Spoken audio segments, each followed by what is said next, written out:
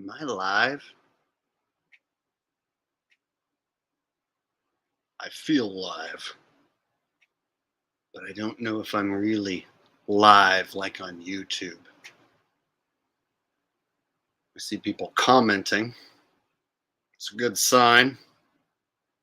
Only thing left to happen is for my watch page to pop on and let me know. Watch page, where are you at? Pop on and let me know. There it is. Hell yeah. And we're live. What the hell's going on? As Jonna X would say, hello, Jake and friends. Hello, Jake and friends. This is one of my live streams. You know, I looked and I noticed I haven't done one in a while. And I've been all into football lately. And I was like, you know what I need to do? One of those live streams like I used to do like 2 weeks ago. And let all my friends who don't care about football have a good time on a Friday night, because I don't know about you, but football, it's okay and all, but it's Friday night. I feel like having a party and having a good time. So I thought we would have an old-fashioned chat show, open topic chat show. I have nothing to talk about except one thing. And that'll only take maybe half an hour or so. And then the rest is all 100% open topic chat show. And it's not going to be all about football. All right. Anyone here looking for nothing but football? That ain't happening. We're going to do a stream tonight that's not all about football. But there's going to be a little bit of football. So if you're a football fan, you're going to have to stay tuned, because I do have some football for you. You're not going to want to miss it. It's like important shit. In fact, I'll even cue you to what I'm going to talk about. Aaron Rodgers injury. Fake. Oh, chick, I saw the replay. Yeah, so did I. It's fake. And I'm going to get to that. All right. So who's all here? All here tonight. I know Andy's here. And she sent me a super chat before the stream started, because she's an OG. Andy says, wow, we're already timing people out. Yeah, there's going to be some haters, but there's also going to be a lot of cool new people here. So anyone who's coming here specifically to insult me, they're going to get tossed out. And anyone new here is going to find out what I am really all about. It's going to be fun. I've got like 1,500 new subs in a week. It's NFL season, baby. So I got to let these people know who they're following. I'm not just some football guy. No, this is an OG channel that has been busting the government's balls since 2016. Football is one of the very many things that I cover. Football being rigged is one little conspiracy that I cover. It just happens to get a fuck ton of views. Holy bejesus. When I talk about football being rigged, holy bejesus. I wouldn't normally say holy bejesus, but holy bejesus it is. When I talk about football being rigged, wow.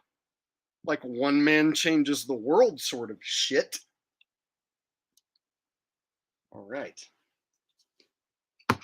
So you guys are in for a treat tonight. Those of you who are OG fans, it's not going to be all about football. We're going to have fun. And then those of you who are new, who are like, why is this guy wearing a hat? Hey, Jake, who do you think's going to win the next game? They're going to learn real fast how things work around here. It's the Jake Show. Welcome to the best channel that ever existed. I'm your host. I'm Jake the Asshole. I am the funniest, most talented human being who ever existed. And this is the greatest channel that there ever was. So welcome!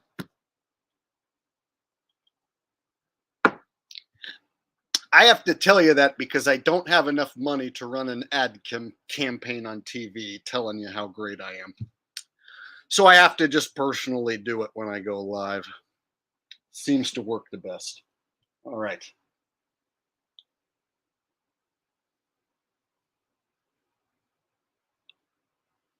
Hi, Rose.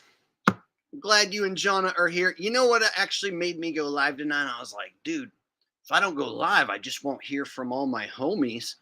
And I've been talking football for the last like week, and I haven't went live in 2 weeks. So it's like I have to go live so that I can hang out with my homies, you know, all my old school friends. And so you were one of the people I was thinking. I'm like, oh, I won't see Rose or Andy or John. If I because here was my plan. I was going to go to the beach and just ditch the computer and ditch the screen and just go have like a weekend at the beach away from the computer, away from football. But then I was like, dude, I haven't done a live stream in so long that all my homies are probably like, oh, Jake doesn't care about us. He only cares about football. So I was like, you know what? I'm going to do a live stream. And then I'll go to the beach like Saturday. So see, I'm going to kill like 8 million birds with like negative 5.2 stones. You do the math.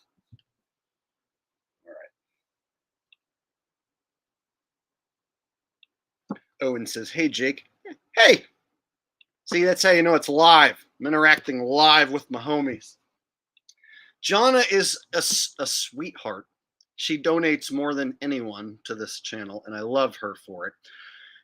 She says, we are so happy you are here. Thank you, Jonna. I appreciate that. And so, yeah, after I finish this stream, I think I'm going to head to the beach, Santa Cruz area. So I don't know what you're doing this weekend, but maybe we can even hang out at some point on my way there or back. But I'm going to probably go to the beach once I finish this stream. So I'll be in the Santa Cruz area. So at some point, I do want to give you a big hug for all your support for this channel. I've met your sister, of course. So at some point, I would like to meet you as well. All right. Thank you, Jonna. That really is super nice of you. You don't have to do that. And the fact that you do over and over, you're a real sweetheart. And I appreciate that. She is. I have the best audience. I really do. And you know what it is? I don't scam my audience and I don't take advantage of them. They give me money and I thank them out of the bottom of my heart. But I don't do anything to try and like steer them wrong or lie. So what you'll find out about me is I'm all about the truth all the time.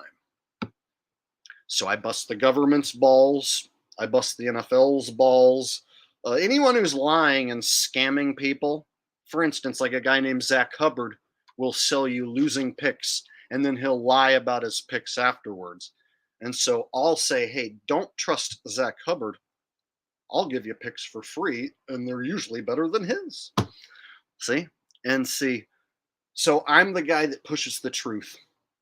I'm the guy that's not backed by any major corporation. Nobody's ever handed me an envelope full of money.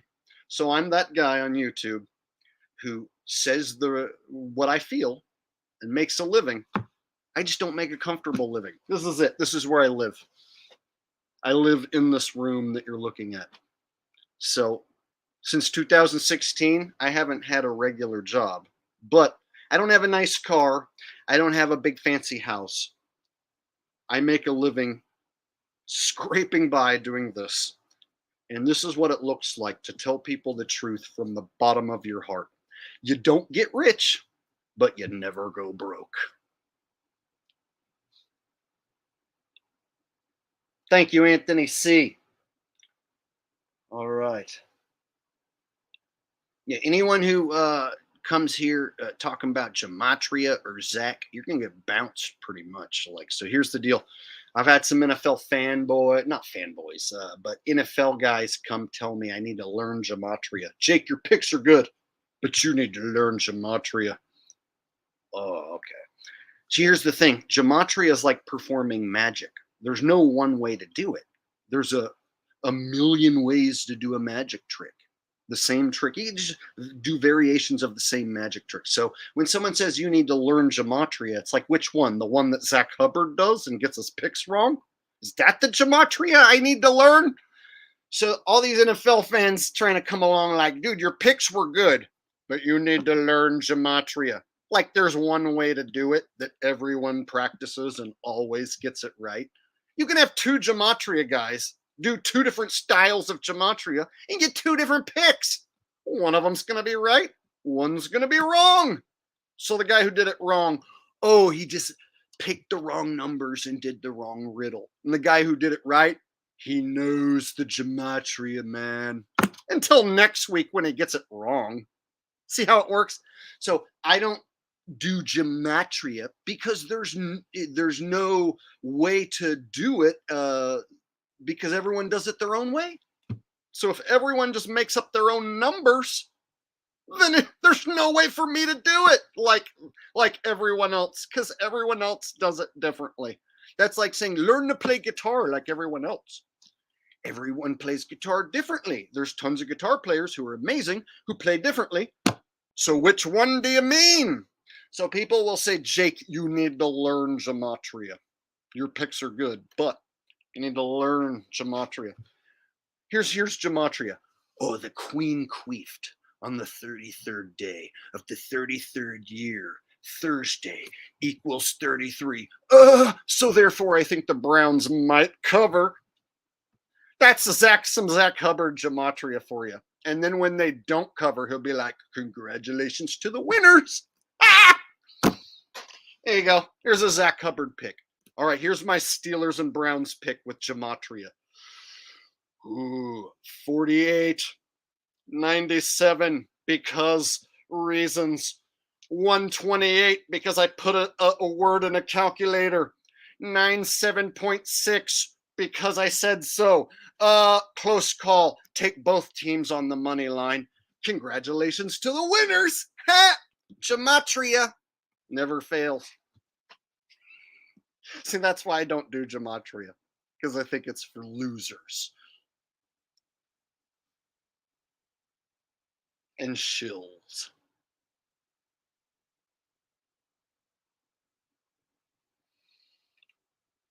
Shout out to Sports Gematria, who exposes Zach Hubbard. It's not me, but shout out to him. Wasn't that great, Jonathan? See, here's the deal. I can prove to you that there are guys pretending to decode games with Gematria, and then they fucking lose, and then they're like, I won. And then their fans are like, no, you didn't. And they'll just lie and say they did. That's how Gematria guys are. After the game, they'll plug in new numbers and then just fucking lie. None of them are like, holy shit, I was wrong with all those numbers that I fed you. Sorry. No, they'll be like, I was right all along. See these other numbers after the game is over? That's basically all Gematria guys. Rarely any Gematria guys will do all this decoding, get it wrong, and then be like, my bad. See, if I get some shit wrong, I'll be like, my bad. I'm trying to guess the script and I guess wrong. I'm just a dude. So if I have a bad week, I just say, dude, my bad. I'm just a dude guessing. See, because that's the truth. I'm a dude guessing. So I'm giving away free picks. So far, doing good. And if I have a bad week, I'll be like, I'm trying my best, bros. Sorry. And then the next week, I'll win again. So what I found last year was I'll do good, and then I'll have a bad week, but then I'll turn right back to good again. And so people will look for the opportunity to talk shit at all costs. So I know that one bad week turns me into a villain. But then the next week when I hit it again, game on. So last year I had weeks where I went like 13-3 against the spread. And like the next week would do badly and have like 5-11 against the spread. It happens. So this year I'm prepared for that. And I'm willing to even change my strategy in little ways to mitigate those weeks. Andy said she only drank one beer. Here's the deal.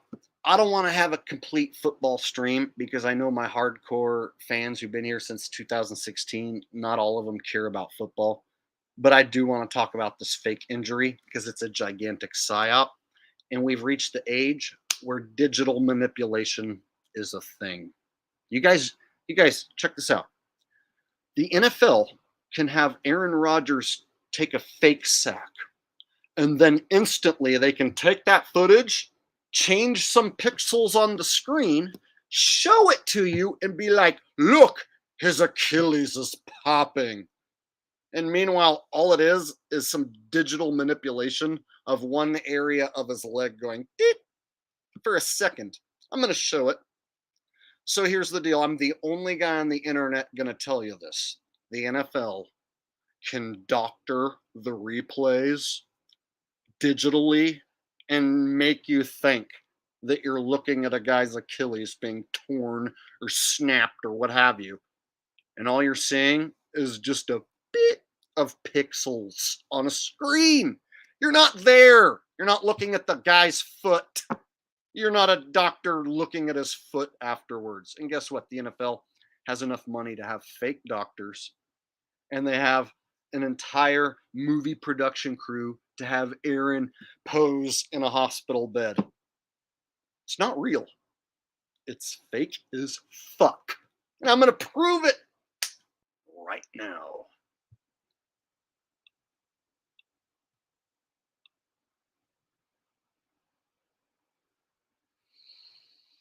All right. So here's the thing. They have hired cronies to sell you on this injury. Here's one of the hired cronies right here. This is a hired guy by the NFL, and he drops videos minutes after someone goes down with an injury. So this is the same guy who told you Damar Hamlin has commotio cordis within minutes of him going down. The NFL has money to have fake quack doctors on the spot who are YouTube actor doctors who will fucking be ready with a script that the NFL hands them to tell you, oh, I'm a doctor. I can totally see Aaron's Achilles snapping.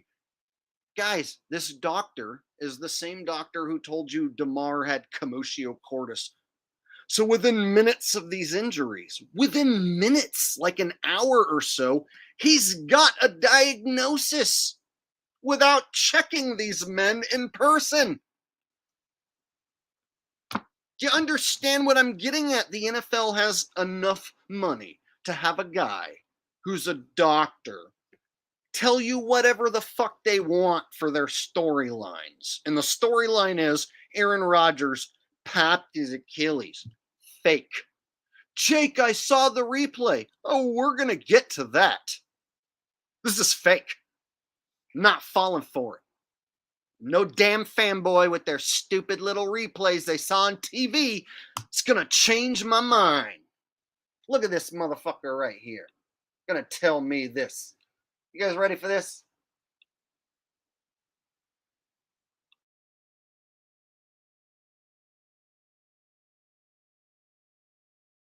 Whether it was just a high-grade calf strain or something more significant like an Achilles. Don't forget about that plantaris muscle, though, because that can be involved and can isolate and can pop and snap and not at all be a significant thing.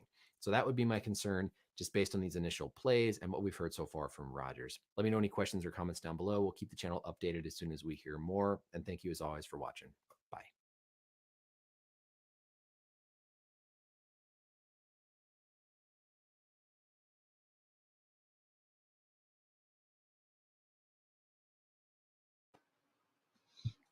I hate that guy, dude. That's a fake doc, dude. That's whether he's a real doctor or not, he's tied to the NFL, and he has these diagnoses for the players within minutes of it happening. And he's dressed and has his camera and his lighting ready to go. I'm a real guy. I made a video when it happened. Watch my video. That's a real dude reporting when it happens. Me with my phone going, Hey, bros, this is fake. He's faking it. That's a real guy reporting. This doctor who's dressed and ready, like he fucking knows Aaron Rodgers is going to be hurt and he has enough time to make this diagnosis. This doctor gets millions and millions of views and he's pushed to every single NFL fanboy's face. And then they come to me like, I heard the doctor and he told me on YouTube that Aaron is hurt for real. Jake, I usually agree with you, but Aaron is really hurt. I saw the replay. You saw a replay? Are you seriously going to come at me like Aaron's hurt because you saw a replay on TV? I can show you some planes hitting some buildings, but that doesn't mean that there's real planes hitting real buildings. Do you know we've reached the age where you can digitally manipulate the pixels on the screen? We're in 2023, man. You can digitally manipulate Aaron Rodgers' leg the second after the play happens. You can have dudes like, here we go. All we have to do is digitally manipulate some pixels, and people are going to think they see his tendon pop. I have the footage. You guys want to watch it? Let's watch it. Let's all sit here and watch Aaron Rodgers' tendon, Achilles ligament, whatever, pop. Achilles. So ligament, tendon. so ligatendon. All right. Here you go. Viewer discretion advised. You're going to see some pixels in a guy's leg. Oh my God. Watch. Fake as fuck. Fake as fuck. I see manipulation going. Oh, I saw it. I saw Aaron Rodgers' career end. Look, you guys, look. His career ended. I saw it. I saw his leg go for a second. Oh my God, I saw it. There's no way to unsee it. Aaron Rodgers is dead. Look, I saw it. You see that? Proof. Jake is wrong. Jake is wrong. See?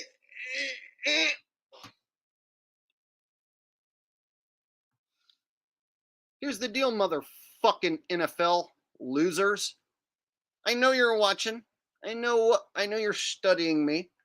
You just manipulated that footage and had his leg go boop, boop, boop, for a second and made a bunch of idiots think he's hurt.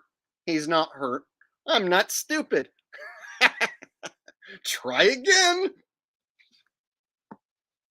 Guys, we're at the age where the NFL can manipulate their own replays that they own within seconds. So Aaron goes down and they're like, okay, all we got to do is focus in on his leg, do a little effect where his leg pops a little bit like this for a fucking fraction of a second. And tens of millions of fanboys are going to be like, oh my God, I watched his tendon tear. And that's what happened. Every fanboy showed up to my channel to tell me they watched it. They watched it on TV and they saw his tendon tear on TV. Well, guess what? The NFL has a bazillion megatillion dollars. They have an unlimited budget. They have a dude who, after a play happens, can make a fucking leg go bip for a second. They have that ability. I'm not stupid. That's why I'm here telling you the truth. Aaron Rodgers' injury is fake. It's the fakest thing I've ever fucking seen. As far as a high-profile injury, it's the fakest, stupidest psyop injury I've ever seen, and the public is like, seems real to me. The public eats it up. And I have fanboys telling me, I tore my ligament, the same Achilles when I was in high school, and the adrenaline the pain doesn't kick in because of the adrenaline for like 30 seconds. So that perfectly explains why Aaron waited for like 30 seconds before he went down. This ain't my first rodeo.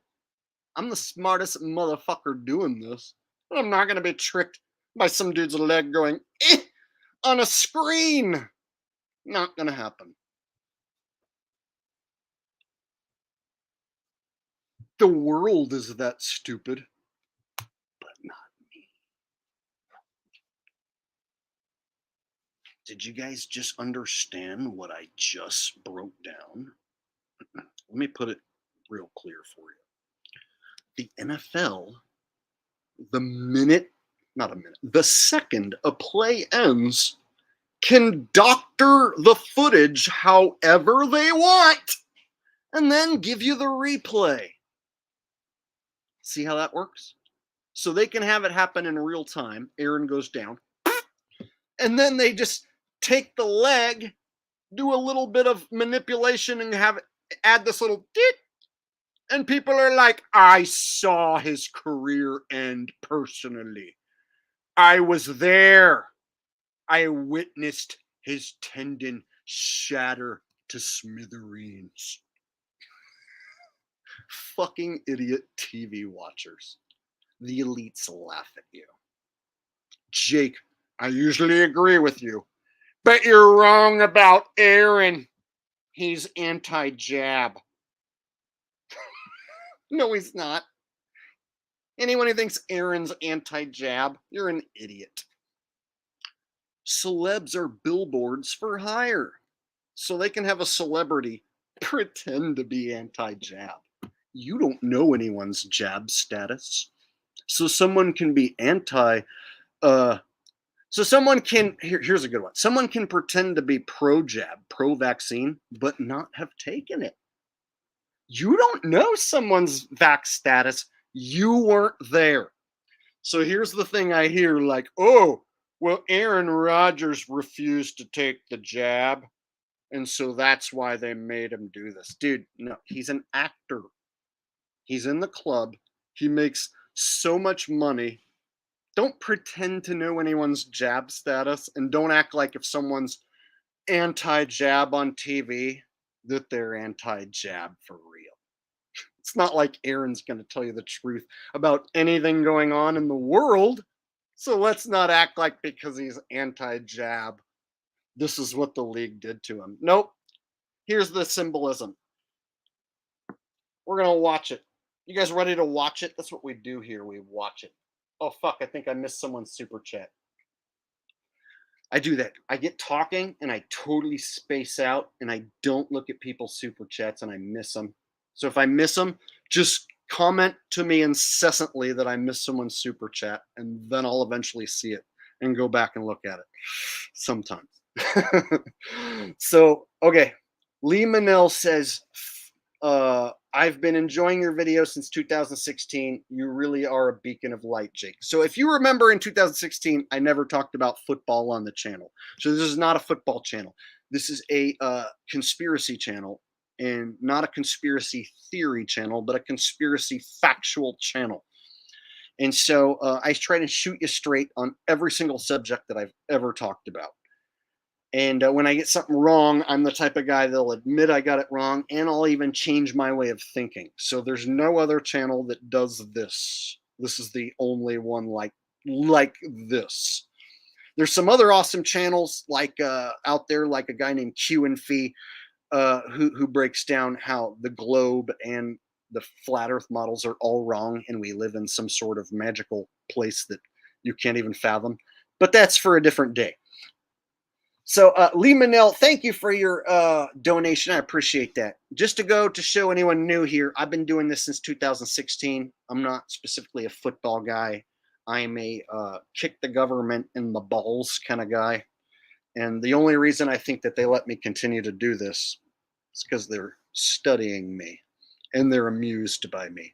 And they know that I can't defeat their plans. So I think they let me stick around specifically to see what I do and how I do it for their own knowledge. So that's like the only reason why I'm still here and others are gone. Others are chicken shit, don't want to show their face and want to like talk about conspiracies. They just wipe out your channel. I make it entertaining. I sell ad revenue. I think that the elites are on the other end watching me and they're highly entertained. And so that's the reason why I'm still here. I think. I could be wrong. They could totally wipe me out tomorrow and that would make my whole theory incorrect. Thank you very much, Lee Manil. I appreciate that, buddy. Long time sub and a donation. Fist bump, sir. You're getting a live fist bump. Babushka. Bam. All right. So let me get back on track with the Aaron Rodgers injury, and then we're going to go ahead and leave that subject behind. But here's why I totally think it's fake is the way he sells it. It says it must be fake.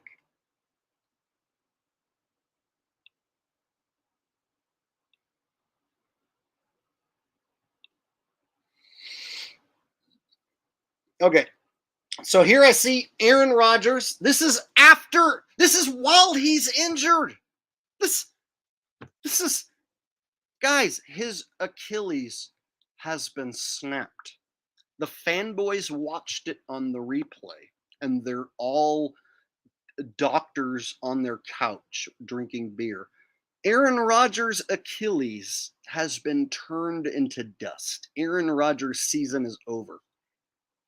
He just doesn't know it yet.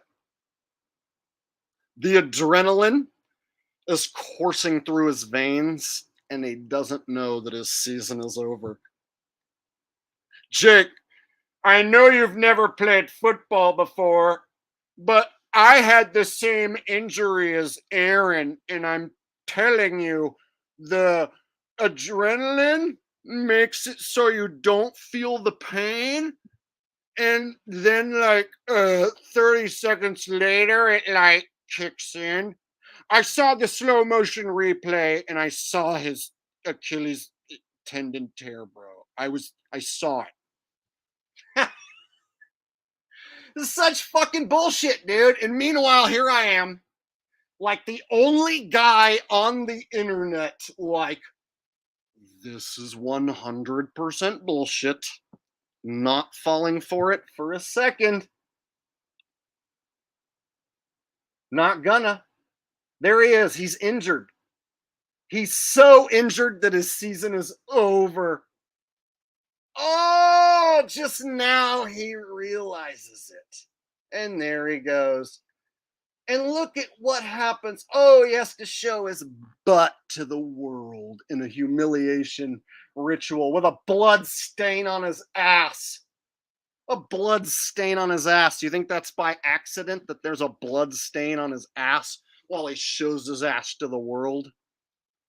He's under control of the men who run this world and the league, and he's bending over and showing you that he's a little puppet bitch pretending to be injured. Look at my blood stain on my butthole. I'm so hurt. Gotta love it. Fanboys are like, bro, I played high school football and I had the same injury. And the same thing happened to me because the adrenaline didn't kick in for like 30 seconds. And then I went down just like Aaron did. I must have had 100 guys tell me that they had the exact same injury as Aaron. And that this is totally normal, man. Not falling for it. Sorry. I'm dead fast in my stance that this is the fakest, stupidest thing I've ever fucking seen in pro sports as far as injuries are concerned. The fakest, dumbest, most easily blatant fake injury of all times. Right there. They want to know how stupid you are. Are you this stupid? Yep, they are. They're buying it. All those idiots who bet on Aaron to win the Super Bowl, Aaron to win the AFC East. You know how many people bet on the Jets to win the AFC East? They got your money. Jake, why would they do this? It doesn't make sense. They got your money. They got the Jets' money. You're going to keep watching. You're going to focus on other quarterbacks now who are younger. Old man Rodgers is going to sit in a hospital bed and be like, I'm hurt. See? Don't believe me? I've got a picture of it. Got a picture of it right here. People tell me I'm crazy, even though, like, I'm the only one who does this. And I have a channel for doing this. And people have the audacity to be like, you're wrong about Aaron. He's really hurt. I saw a picture of him wearing a dress in a hospital bed. What is this? He's wearing a dress in a hospital bed with a mask on his fucking chin.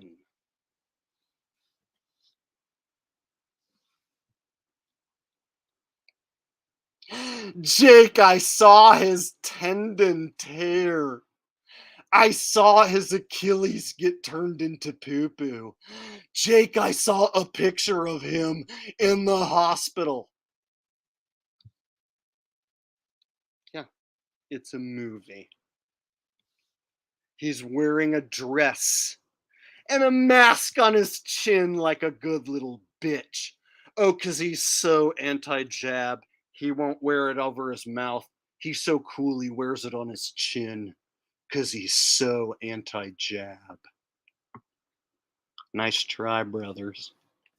Nice try, brother. Aaron Rodgers would never fake an injury.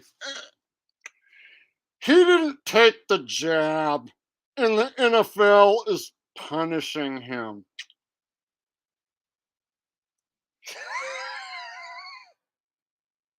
This is what you call a humiliation ritual. You wear a dress. You show the bad guys that you are 100% on their side, and they reward you handsomely.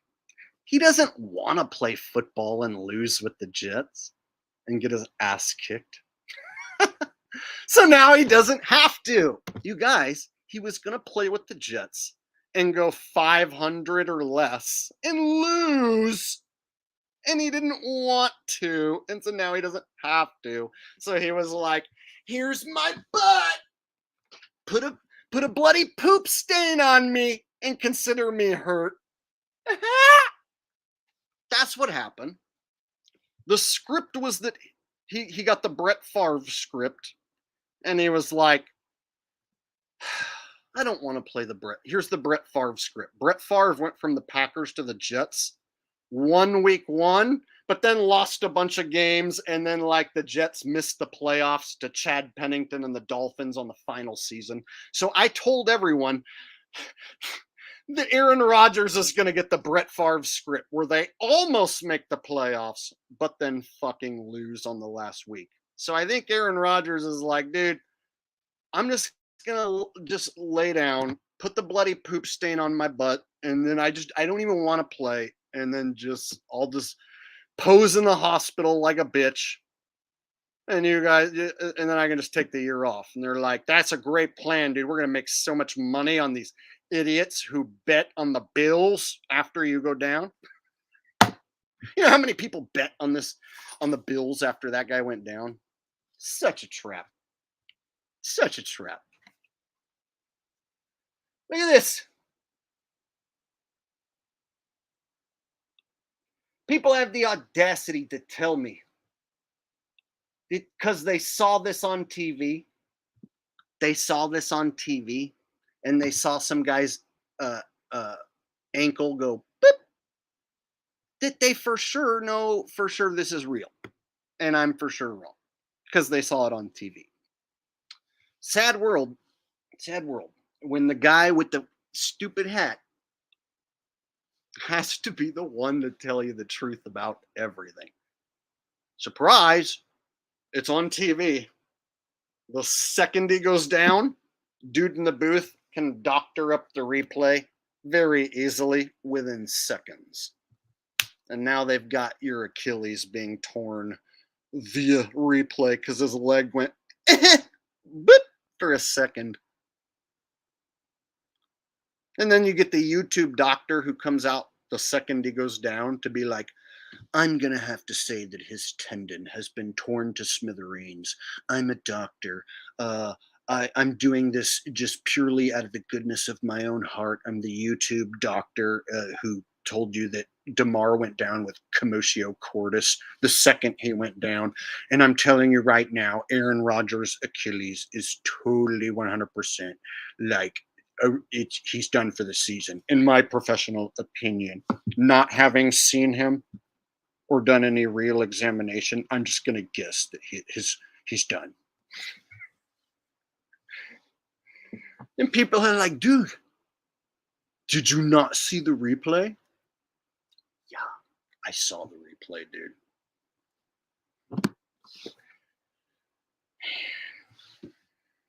Are you not entertained? That's the real question.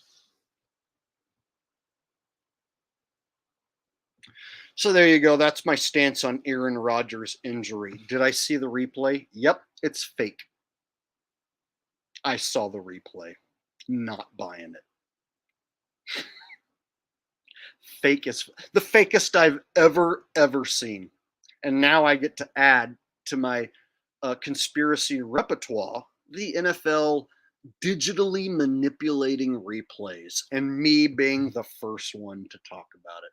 To my knowledge, no other conspiracy guy talks about the NFL digitally manipulating replays after the fact. So I guess I'm going to have to put that in my repertoire as me being the one who introduces that to the world. Hey guys from the NFL who are watching me. Gotcha. And so if you plan on going opposite of all my picks week 2, be advised. They pretty much have to kind of do what I said if they want to make money. If they don't do what I said in week 2, they're going to lose a bunch of money. So are they willing to lose a bunch of money in week 2? Maybe. We'll see. But I don't think they are.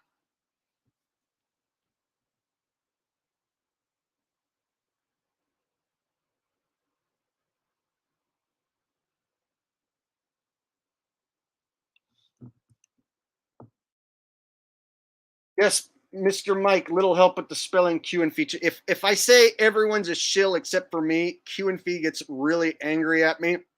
And then he says not to say that because he's real. So I have to, like, when I say that, I have to include him. Otherwise he gets mad at me. So Q and Fee, bro. Sometimes when I'm getting carried away, I don't include you. I apologize. This time I'm making sure. I'm totally legit, and Q and Fee seems to be totally legit too. There you go. Now he can't get mad at me for not including it. I love you, bro.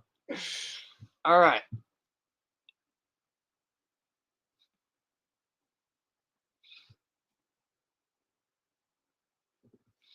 All right, guys. There's a shitload of people who are new here, and I have to pee. So I think I will show you guys some of my music who are new here. And those of you who are old here will enjoy it. And those of you who are new here will get to see some of what I do outside of this. Let me go to my own channel and pull up my own music.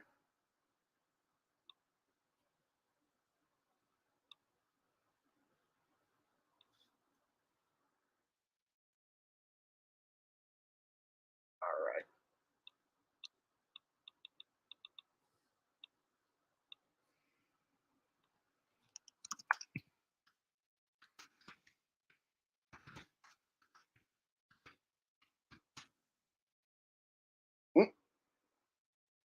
Can't even look up my own video, I guess.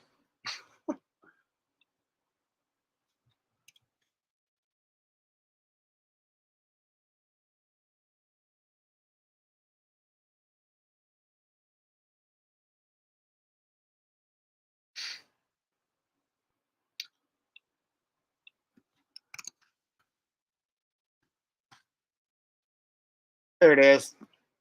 Gotta type the right word, I guess.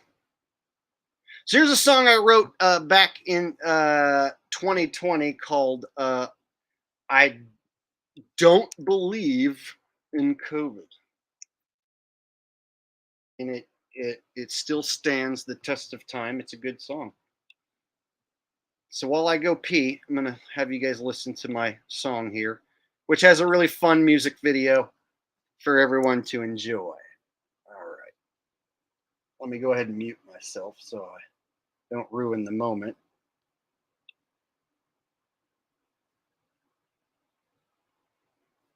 Oops. That's not the one I wanted to show.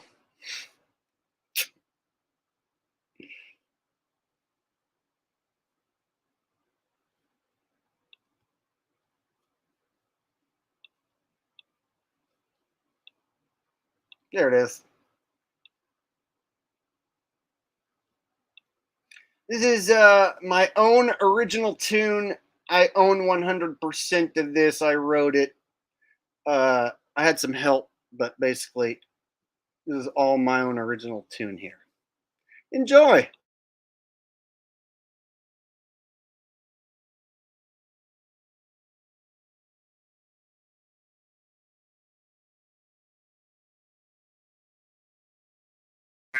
I don't.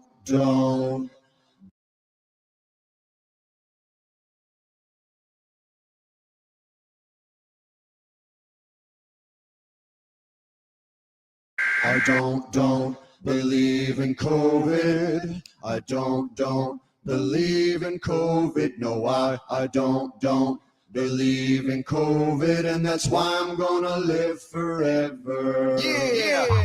I don't believe in COVID. No, I don't believe in COVID. No, I don't believe in COVID, and that's why I'm gonna live forever. Everybody is gonna die, but not me. I'm gonna stay alive. I'm gonna live until infinity because I do not let COVID bother me. You all have been watching way too much TV, and that is why you think I'm crazy because I don't believe in COVID. I don't believe in COVID. I don't believe in COVID, and that's why I'm gonna live forever.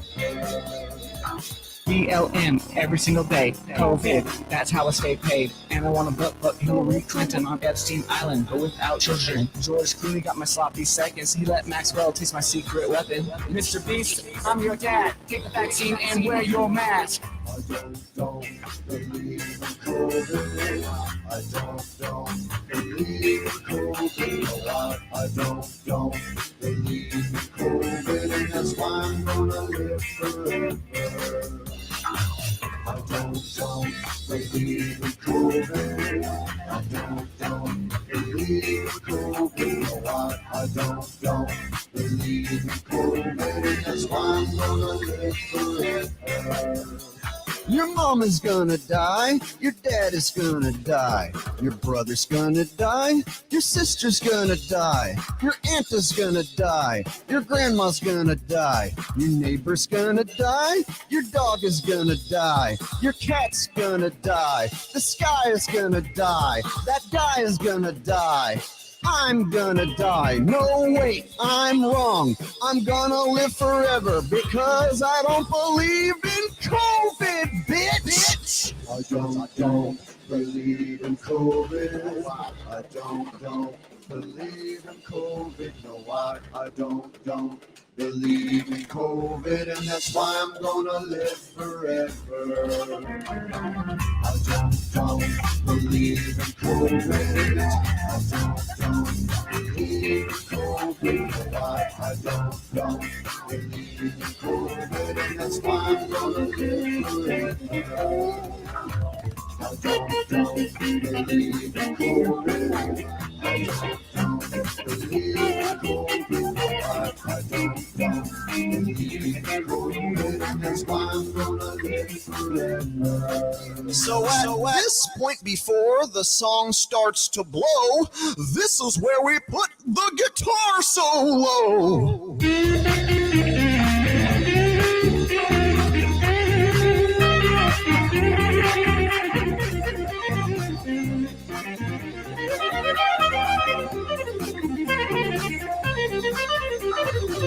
I don't believe in COVID. I don't believe in COVID. No, I don't believe in COVID, and that's why I'm gonna live forever. Yeah. I don't believe in COVID. I don't believe in COVID. No, I don't believe in COVID, and that's why I'm gonna live forever.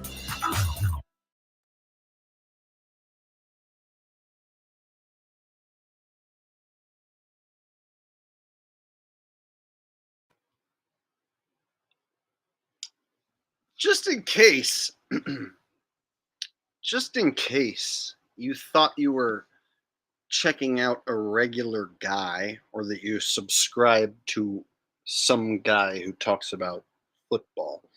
No, I am a once in a lifetime generational talent.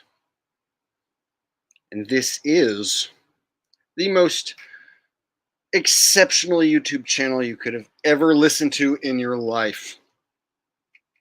And I don't mean that comically, I mean that truthfully. And comically at the same time, sexually together. There you go. Wasn't that the weirdest promo to ever give yourself, what I just did there? Somehow it's going to work, though. Somehow, some way. All right.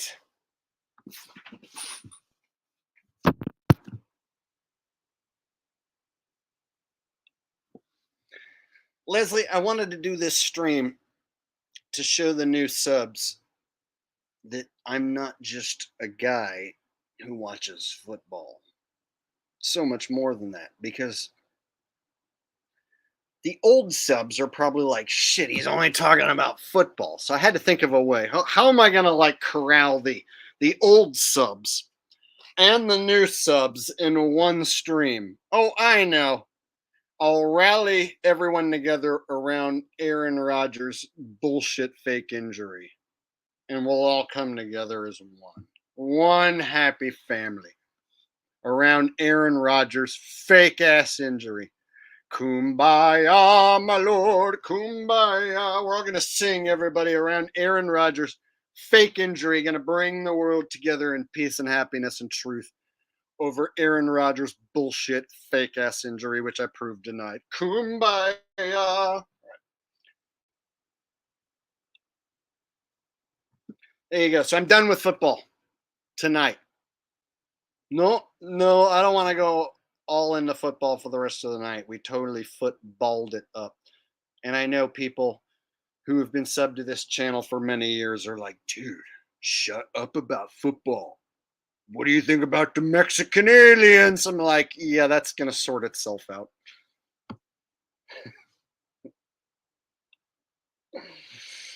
Aurora, what's up? Chadwick likes it. All right.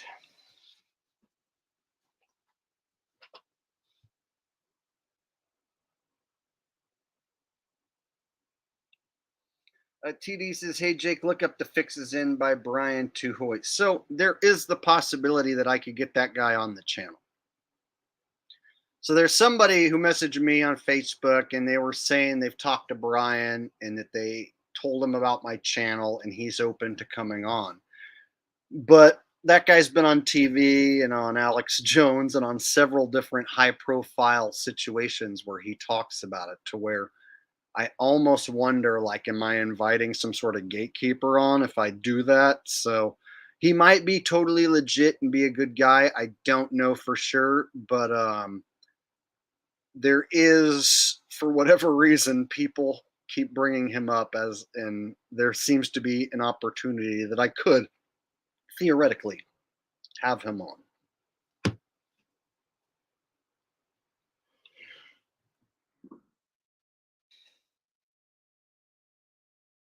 Andy says, what's next? Well, as far as my channel, this is the time of year where I blow up talking about football being rigged. So that's going to be at the forefront. And most people care more about their football team than they do about the election or who's president. So right now, for me, talking about football while football is in season seems to be the secret sauce to get myself out of a shadow ban and in front of as many people as possible. See, it seems the YouTube will shadow ban me to where I can only get 5 to 10,000 views no matter what I talk about, except when I say that the NFL is rigged and scripted. Then suddenly, like, I bust out of that shadow ban, and then they're like, here, we're going to recommend you to new people. And then new people see me, they hit the sub button. So literally within minutes of me posting a football video, the sub count just starts to fucking skyrocket. So right now, if you check my sub count and then you come back in 2-3 hours, it's going to be higher. The entire rest of the year outside of football season, my sub count will stay frozen basically. I'll go up 40, 50 subs, and then I'll do a live stream, and then they'll just take away 40, 50 subs. And I'll be frozen basically, my sub count the entire year. And now that football's back in season, I'm like, football's rigged. And then suddenly subscriber count just goes shooting up, views go shooting up. There's a secret sauce to what I'm doing. And I think it's because I'm the only one right now. Like there's like maybe 3 other guys doing what I'm doing, but none of them are anywhere near the level that I'm doing it. And so right now I'm running unopposed as the only guy doing this and getting all the benefits because of it. And they're just kind of allowing me to do this so far. So it'll be interesting as the season progresses how big this begins to snowball. And I'm already thinking, fuck, dude, I could surpass 100,000 subs. And if they like have a human look at my account, they're going to, at 100,000 subs, they send you out a plaque that says, you know, like this platinum plaque or whatever. And it'll have your name on it, and it'll be like a YouTube logo, and it'll have your name in it and shit. So I'm wondering if I start to get to 100,000 subs, if some human will be like, we can't print Jake the asshole. So I'm wondering if I get to 90 whatever thousand subs, I might have to change my name just to like Jake Gibson, because I have a feeling if a human looks at my account and is like, we're going to send a plaque to a guy named Jake the ass. We can't send a guy a plaque that says Jake the asshole. We're just not going to. They could scrub me out at that point just because of quality control of not wanting to send out a plaque that says asshole and have the YouTube logo. So I'm actually a smidge worried that my channel might blow the fuck up to get to 100K subs and then have a human be like, we're not printing this. So if I get to 90 whatever thousand, I might just change the name to Jake Gibson, which is my actual legal birth name, so that they don't take me out simply because they don't want to print a plaque that says asshole. I'm thinking that far ahead. I'm like, dude, if my channel blows up, I'll get 20, 30, 40,000 subs in a very small amount of time. And they'll be like, we can't send out a plaque that says Jake the asshole. And they could just wipe me out at that point. So if it's Jake Gibson, it's going to go right past quality control like nothing. So when I get to that high of subs, expect me to have to change my name in order to preserve myself. I think having asshole in the title hinders me from getting millions of views. I really do. So at some point, I think I need to change to Jake Gibson and cut ties with the asshole name. I really do. I think it's probably cost me millions of views and tons of money as it is. And I know I just missed somebody's super chat. So anyone who's like, dude, you changed your name and you got rid of the asshole. Dude, it's to preserve my channel. I swear to God, like I feel like having the asshole tied to my name is going to be the death of the channel eventually. So I better just change it to Jake Gibson, my birth name, and then have my backup channel be like Jake Gibson backup channel or some stupid shit like that. All right, David Yount says, welcome new subscribers. You're watching the best channel on YouTube. This is the truth. I watch other channels to find anyone out there like me, and there really isn't anyone like me. Like, there's no other channel that I'm like, that guy's just like me. None. I'm a very unique deal.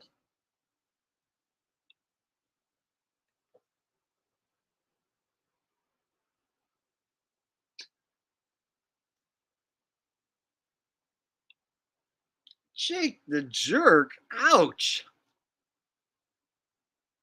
That's harsh, man. Are you here just to hurt my feelings? Do you want me to feel bad calling me Jake the jerk? What did I ever do to you? So Jason G, you hurt my feelings, bro. You better hope that one of my mods doesn't get mad at you and bounce you. I won't bounce you. I forgive you for saying that. I know I'm not a jerk, so I'm just gonna let you deal with the consequences of calling me a jerk. You better have been kidding, and you better come out and say it right now that you were just kidding. Otherwise, you never know. Someone might bounce you forever. Just might happen.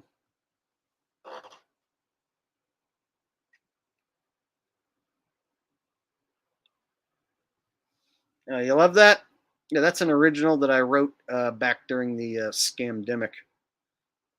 So I was one of the channels that was busting the government's balls. Do you guys realize I went on camera with a guy I didn't know at the time, and his name was Andrew, and he was with a channel called All Gas No Brakes, and I told him that the whole thing was fake, and I was willing to stand there and let anyone cough in my face to try and give me the boogeyman disease. And guess what? Andrew with All Gas No Brakes had millions of views on every video, including the one I was in. So if you go look at the COVID protest in Sacramento with All Gas No Brakes, I'm the star of the show telling you the truth, standing there letting people cough in my face. And here I am today, totally healthy, never had anything happen to me.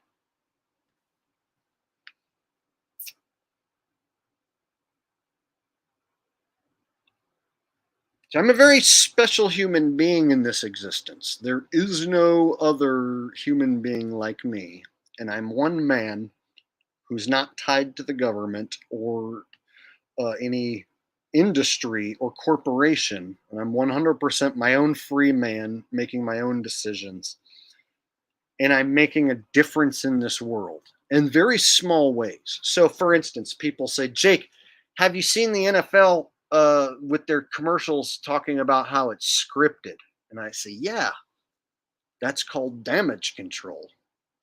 Because I did so much damage last year that now they have to make fun of people who say it's scripted by running commercials talking about how, oh, the NFL's scripted. Hey, in this week before Thanksgiving, Santa Claus is going to injure Patrick Mahomes. It's the script.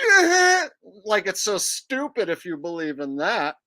So yeah, the NFL's coming out and doing this whole campaign where like, oh, did you hear what the script is going to be next week? Your mom's going to blow a guy on the 50-yard line. Yeah, okay, damage control. But the play on the field is still going to be fake, and I'm still going to call it out. So I've had probably 1,000 people, no joke, be like, Jake, have you seen the commercial? Yes, I've seen the commercials. It's because of me. I called out the NFL for being rigged, made it go viral, and then they were like, let's go ahead and make fun of these people who are talking about it being scripted. And we'll make them seem like they're stupid. So that if anyone brings up that it's scripted, it's a big joke. It's not my first rodeo. I've done this before. Yeah. I made that happen. I'm the guy that made them start doing this stupid commercial campaign. And here's what else. They're going to mix in one or two real things. So in those commercials, which I'm going to start paying attention to, they're going to have one or two things that actually do happen. And then people are going to be like, holy shit, those commercials actually predicted the truth. So it's going to be like 90% bullshit in those commercials, but there's going to be like one thing that does happen. So if at some point, let's say Patrick Mahomes goes down, they can be like, the NFL script commercial said that would happen. Whoa. So look for the NFL script commercials to get like one major thing correct that makes all the fanboys lose their shit. But they'll all be like, oh my God, it was just a crazy coincidence. Truth is stranger than fiction. And even the news and everyone will play in on it. So I'm going to try and ruin that plan. So if the NFL's plan is to do the scripted commercial shit and then have like one of their things actually happen and then be like, wow, isn't that crazy? Truth is stranger than reality. Yeah. So I'm calling that out before they do it. One or two of their things are going to come true. And I just fucked up that plan. So now when they do that, I'm going to have this footage of me calling it out, that the commercials are going to be right about like one thing. So it's going to be like 90% shit. And then it'll be one thing where they're like, oh, the script next week says da da da da da. And then it turns out to happen. Look for it. I called it. Yeah, you can't make this shit up. Oh, except if you're in creative control. Then you can. So I like that phrase, you can't make this up. And here's my phrase. Except if you have creative control, then you can. See? So that means the guys in control can make it up. Wow, you couldn't script this any better. Yeah, you could. If you're writing a fucking script and that's the way you write it, then you could. Ah! See? You can't make this up. Actually, you can if you're in control and you're the creator of the content. Then you can. So in the WWE, they have a chief of creator content, which supposedly is Triple H Paul Levesque. He gets to decide creatively what happens. That means he has creative control, right? So in the NFL, there's somebody who has creative control to write these scripts. There's somebody creatively coming up with these scripts. So somebody does have creative control. So when somebody is like, well, you can't make this up. Yes, the fuck you can. You can make up anything. So I'm here to say the opposite of that. You can make up anything, especially when you have creative control over $1 billion league. Oh, excuse me, multi-bazillion dollar league like the NFL. You can make up whatever the fuck you want, and people are stupid enough to believe it. That's the truth. Andy says, are you planning to come to Denver before it starts to snow? Maybe I should. Maybe I should plan a big Denver meetup and promote the fuck out of it and come to Denver. Maybe I should. And we can all stand out in front of a Broncos game and say that the NFL's rigged. Just kidding. That would be a good way to get our asses kicked. Trying to tell NFL fans that the games are rigged is a recipe for disaster in most cases. Here's what you got to do. If you're going to tell one of your NFL fan buddies that the NFL's rigged, wait for a week that they lose. So if your friend is like a big Steelers fan, let's say, and then they lose a big game, show them the tape of the Steelers missing tackles on purpose and the QB throwing picks on purpose, and you have a chance of them believing you. But if a team's winning, like Chiefs fans have like a Super Bowl seat, you can't get through to them. So if a team's winning, you're not going to be able to convince one of your buddies after a win that the NFL's fake. if you want to convince one of your buddies that the NFL's fake, wait till their team loses and then show them all the missed tackles and the purposely thrown picks and shit. And then be like, dude, your team's losing on purpose.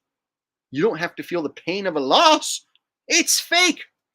That's how you get through to the NFL fans. You say, look, dude, I know you're upset your team lost, but don't be, because it's fake. I'm never upset when the Dolphins lose because I'm no longer a fan. I was a fanboy of the Dolphins back when I thought it was real. The Dolphins were my favoriteest team, and I lived and died with them, which means I died a lot. I wasn't alive in the 70s when the Dolphins won the Super Bowl. So that means during my lifetime, during my fanboy fandom, I watched the Dolphins lose a lot. They had a few winning seasons and playoff runs, but mainly they got their ass kicked in big games. And I felt every bit of it. Now that I know it's not real, if they get their ass kicked in the next game, I don't give a shit. And at the same time, when they win a game, I don't cheer. So if the Dolphins go to the Super Bowl, the little bit of fan in me will be like, oh, I wonder if they win, how that's going to feel. And then if they win, I'll be like, fuck, it's fake. I can't really cheer like I'm a 12-year-old boy or a 21-year-old drunken idiot because I know it's fake. So I can't even get into it if my old team wins because I know it's bullshit. I would have to have a bunch of money on the line and win the bet in order to care. And so if they were to lose, the same applies. I'll just be like, fuck, I don't care because I know it's fake. So if my old team, the Dolphins, loses the Super Bowl, I'm not going to be in pain because I know it's fake. And I'll be like, well, I don't give a fuck. I'm the guy that tells everyone it's not real. See? So once you realize it's not real, the pain of your team losing goes out the window. And so I don't give a fuck who wins or loses. I really don't. I just want to get my picks right so that I don't look like I don't know what I'm talking about. But other than that, I don't have an NFL team. But the beauty of it is I used to have an NFL team and I used to live and die with them. So I know how a fanboy feels. I'm just smart enough to know not to do that anymore. So I'm the guy who used to yell at my TV. Why the fuck did you do that? Oh my God, the Dolphins always lose somehow. Fuck. Oh, I hope we get a new coach. I hope we get a new this and that and we can be good. And now I look back, I'm like, dude, I wasted so much time. If I only knew it was fake and bullshit, I could have saved so much time and energy. So that's why I take pride in what I do. I save people time and energy.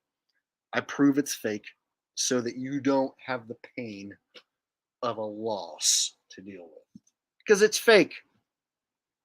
So people ask me, Jake, why are you talking about sports? It's a distraction. Why don't you talk about your regular content? Well, I get like 10 times more views on sports and I wake up a shitload of people to it being fake.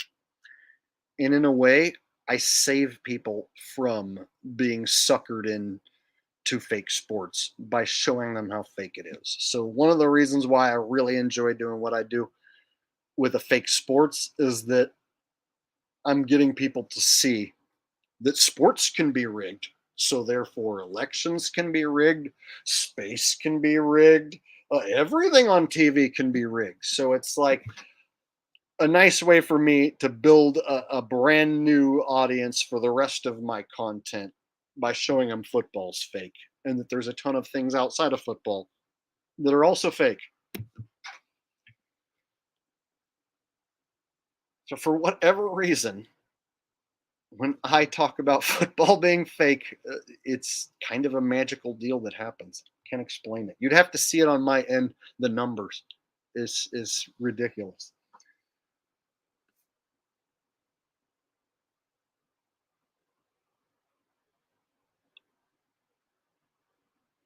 That's right. Everything on TV is rigged. Not can be rigged. It is rigged. For sure. You are correct, sir. Most everything on TV is rigged. There might be a local story on the news that's legit, but for the most part, it's all bullshit. So, like, something that's legit is like, oh, it'll be sunny during the summer tomorrow. Yeah, that's real. But pretty much all the rest is going to be dog shit lies.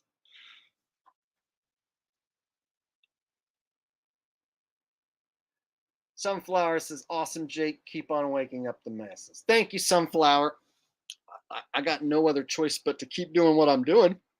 I've been doing this for so long that it's just basically my routine. So I don't know anything else other than to do this.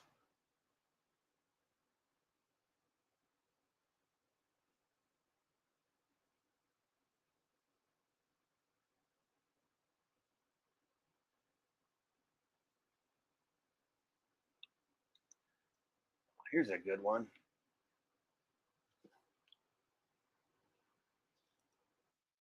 Somebody had a comment I want to, out of nowhere, this guy says, counting cards is the real they will kick your ass out in the desert.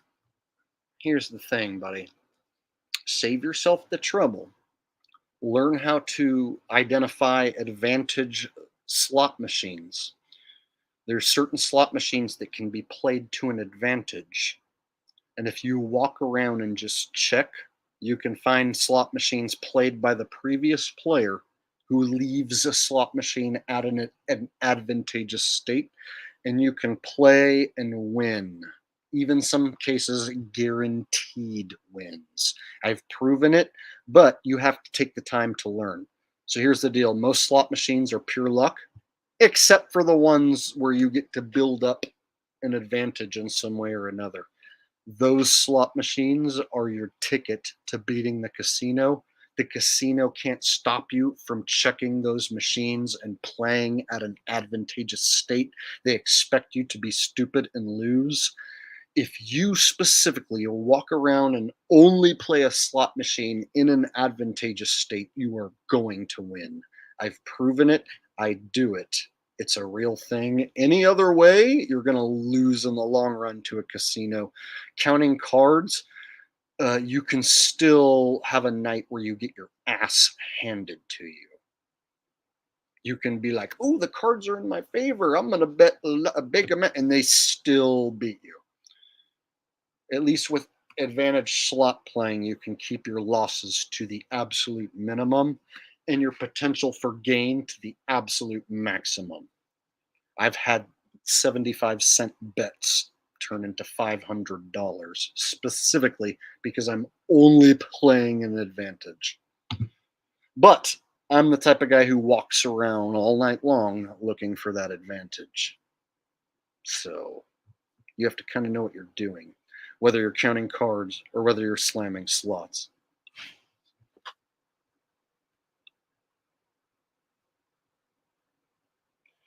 Here's the exception to the rule. If you're a badass poker player, then you can beat other poker players because the casino's just making money by dealing and letting you play poker. So if somebody sucks at poker and you're there to beat their ass, then for sure poker's awesome. But here's the reason why I don't like poker is because sitting there waiting for the right hands and grinding out the money becomes like a job in and of itself.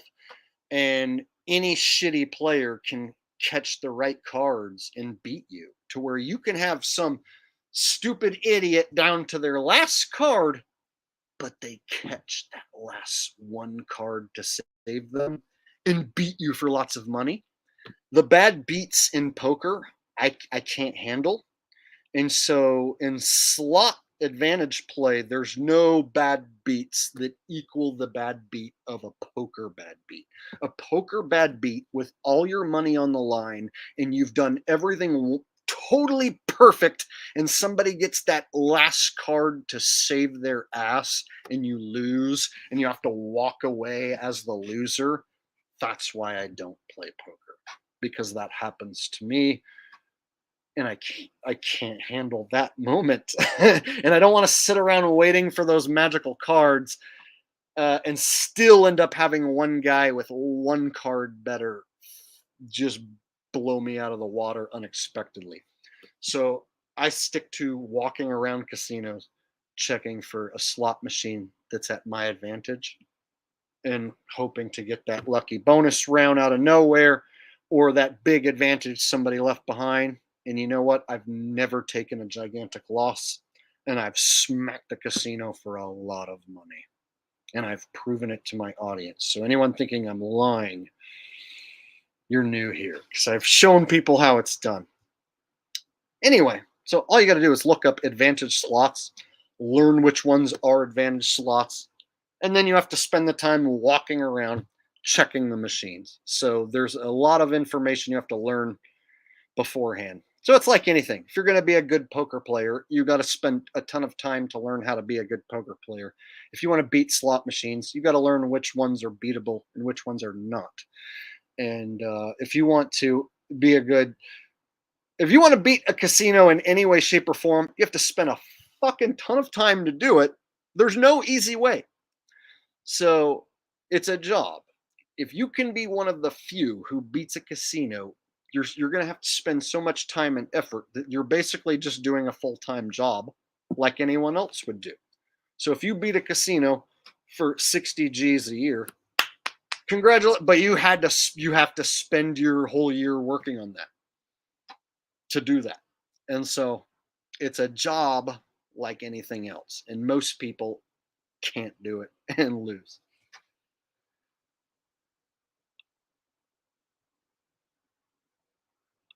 Here's a good comment that I just picked out of nowhere. Alex Jones is a S word, J word, but he ain't the worst.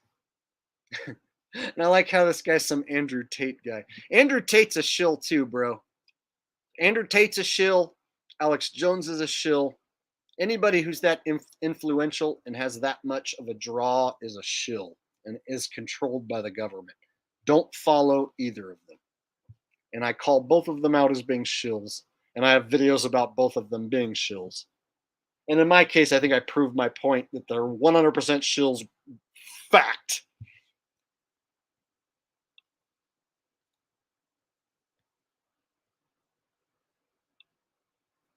Right, I would say Mark Dice is definitely a shill. He won't go above and beyond and touch any real truth. Like, he won't break down a fake shooting and show you the reasons why a shooting's fake.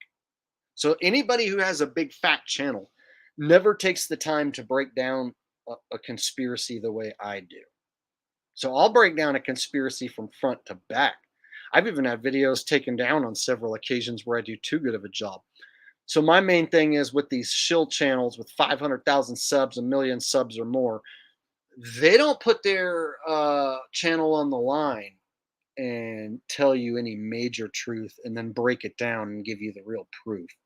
So very rare you're going to find any sort of huge channel with tons of subs giving you like hardcore truth. Pretty much doesn't exist.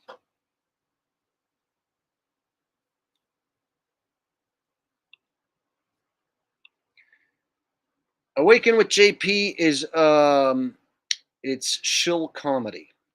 So he can take serious subjects like the flat earth, the reality where you live not being what you're told. You don't live on a globe. You don't live on a globe shooting through space. Now, is the earth flat? Is it a pancake? What is it? I can't tell you what it is or how big it is or how far it goes, but what I can tell you is the globe is not legit. So JP had this video where he makes fun of flat earthers, all in the name of comedy. But in my opinion, when you shit on a serious subject, you prove yourself to be a shill in that situation. So comedy is controlled by the government. One of the funniest guys, Dave Chappelle, got replaced by an imposter.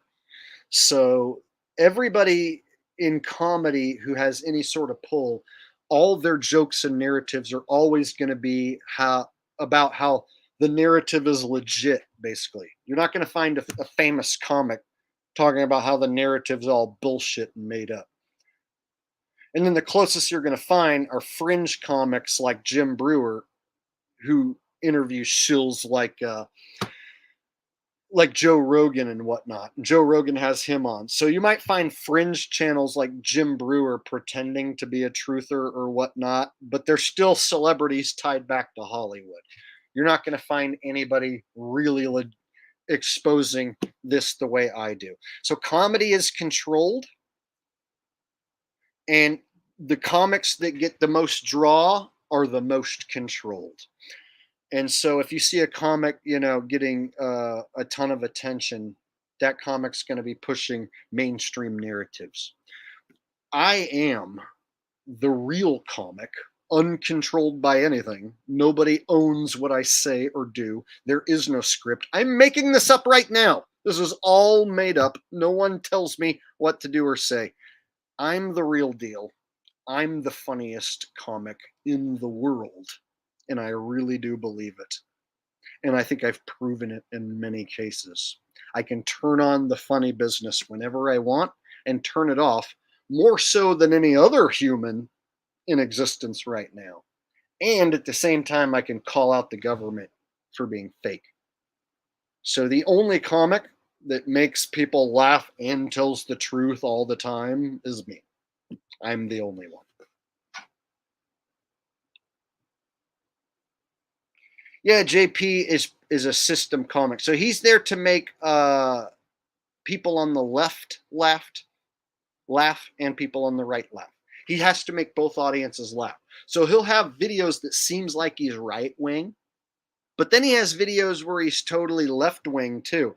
And so if you really look at the full all of his content, and you look at and you take all of it into consideration, he appeals to the left and the right and to everyone in between. And it's all about like the narrative that the government has put in place. And in situations like the flat earth, he makes fun of it because it's so funny to think that the earth might not be a globe. No, it's a fucking serious deal, dude. The earth isn't a globe. It's not funny at all to like make fun of people who think that it's not. So a guy like JP, yeah, he can fuck right off, in my opinion. That's a fake comic who gets fake pushed.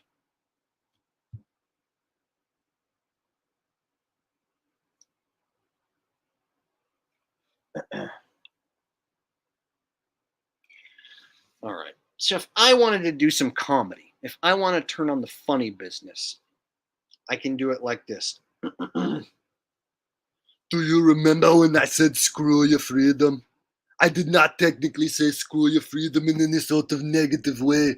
What I meant was you need to reinforce your freedom with screws. You need to screw your freedom in so that it is more securely in place. Our freedom needs to be securely put in place by screws. So anyone who took me out of consideration when I said screw your freedom, I did not mean screw your freedom in any sort of negative way, in any sort of way whatsoever. What I meant was your freedom needs to be reinforced by screws. That's why I said screw your freedom.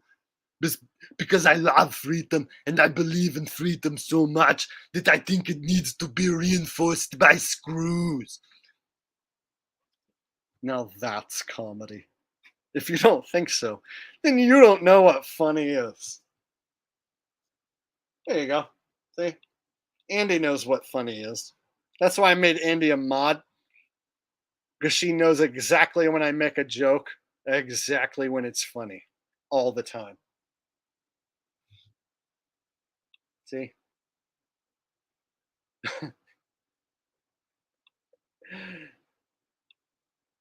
There you go.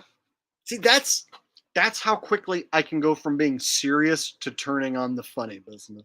See how I did that? Remember, Arnold Schwarzenegger said, screw your freedom.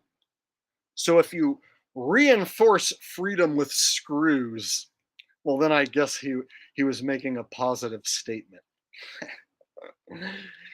There's no comic who's gonna fucking do that. I'm the only one in the world. You know what that makes me?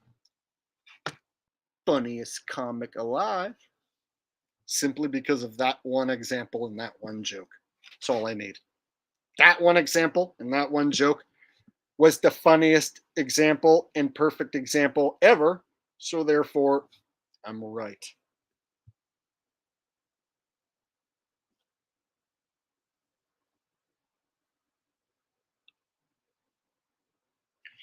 Let me tell you what, folks. Let me tell you what.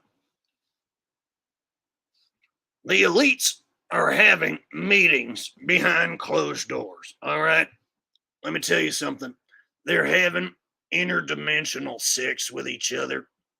I was there. I saw it with my own two eyes. I saw the elites having interdimensional gay sex with frogs. It's turning the frogs gay. The elites are having their way with the frogs, and then the frogs are going back and having gay sex with one another. Let me tell you something, folks. I'm fixing to eat my neighbor's ass. My neighbor is looking quite juicy these days. My babies will not go hungry. And my neighbor's got a plump, juicy ass. I'm fixing to cook me up some rump roast. I'm going to feed my neighbor's rump roast to my babies like little baby birds. There you go.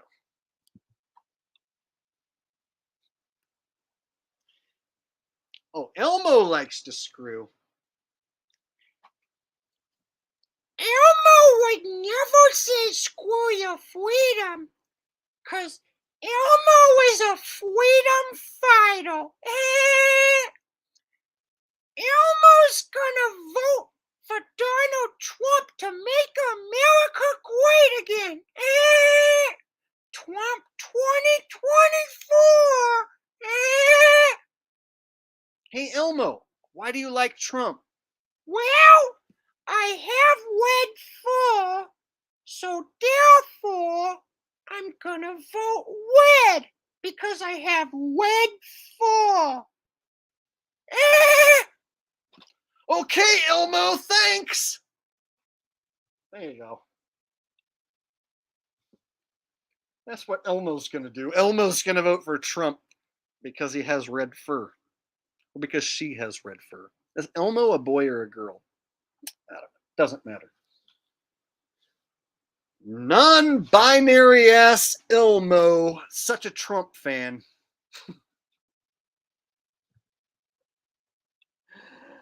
Right? You guys know what I'm talking about. Know what I'm saying? You guys know what I'm talking about.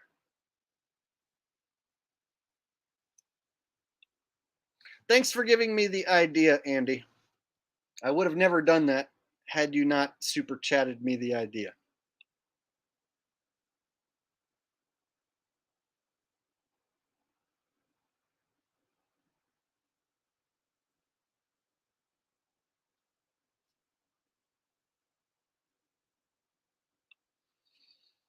Chicago Cubby Bear says Norm Macdonald was king. He was okay. He had some funny moments where he was kind of deadpan and had a weird take. But if you really look at his whole career, he's still an industry puppet who was on Saturday Night Live with all the other puppets in comedy. So I really don't look at him as doing anything that transcends comedy and takes comedy to new levels. If anything, he took basic things and made them more funny than they should be. But he didn't take comedy to these new heights that it has never seen before by having absolutely no boundaries. That's kind of my goal, to have no boundaries, and at any moment, if I feel like it, just fucking turn the funny business to a bazillion and just go as crazy as I can on any given subject. And so what I noticed with Norm, he never allowed himself to go crazy on any one thing. He was always this guy says something, but I don't know. So there's no level to Norm where he fucking went off on this one subject and oh my God, it's like his deadpan was the thing that he did. They told me not to talk about lesbians, but I want to talk about lesbians. So I want to talk about lesbians. You know what I mean? So it's was he funny in some cases? Yes. But did he take comedy to heights that it has never been to? No.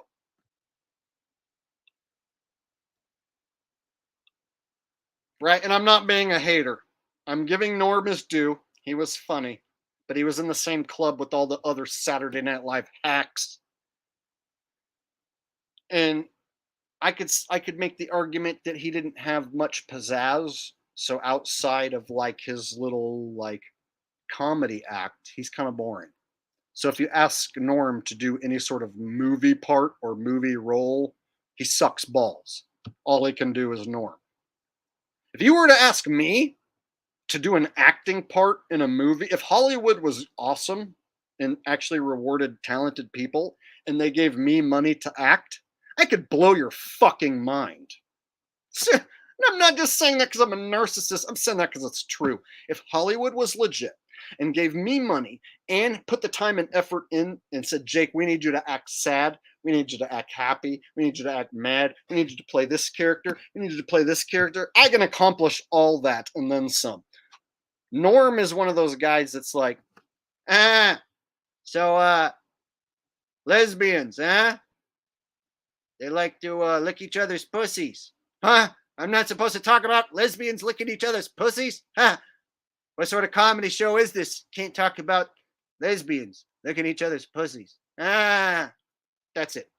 That's like the height of Norm's potential.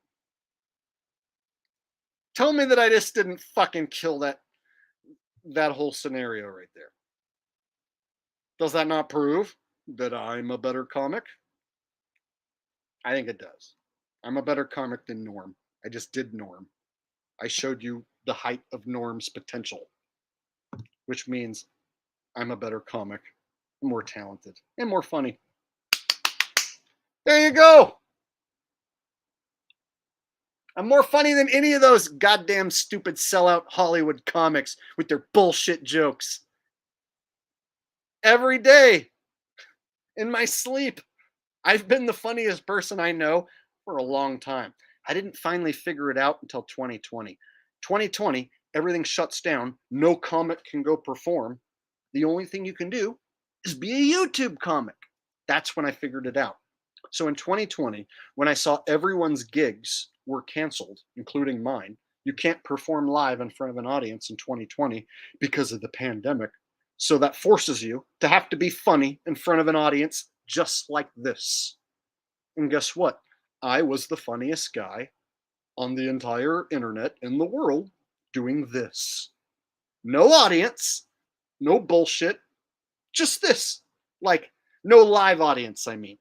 Live audience in a stand-up comedy routine, it's bullshit in a lot of ways. And here's why. If you go try and do comedy at an open mic, it's going to be terrible and you're only going to be performing for other comics. The only way to get good at comedy stand-up wise is to go to those open mics and perform for nobody.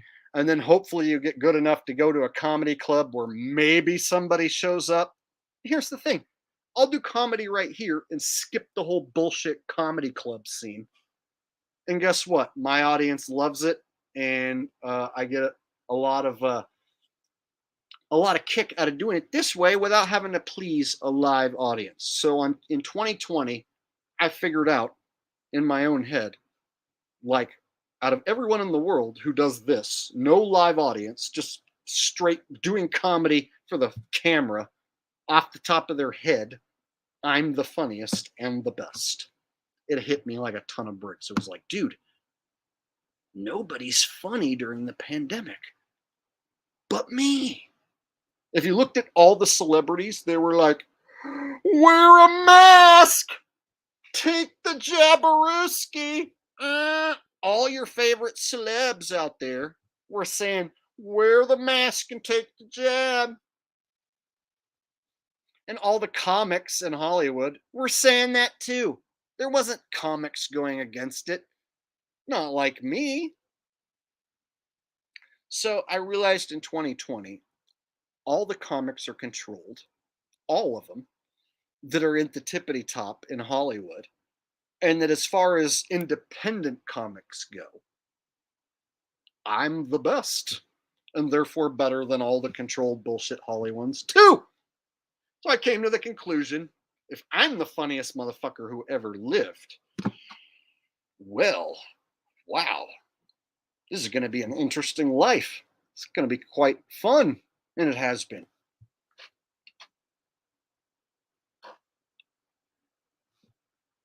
Yeah, Bun E Trails. Yeah, you've only seen a fraction of what we do here. Unless you've been watching for a long time, then you've seen the full banana, the full Monty. Scott says he is a pussy lover, so we can be pals. Awesome. I'm glad we can be pals, bro.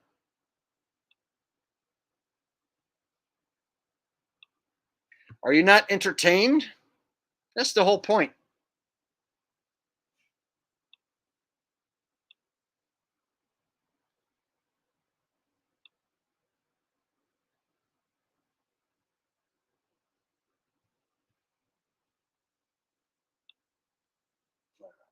Did I miss any super chats? Sometimes when I'm talking, I'll miss some. Let me scroll back up and make sure I didn't miss anything.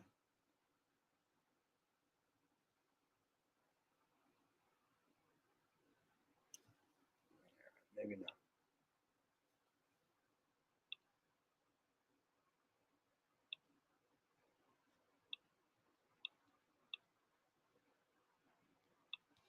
Nope. Okay.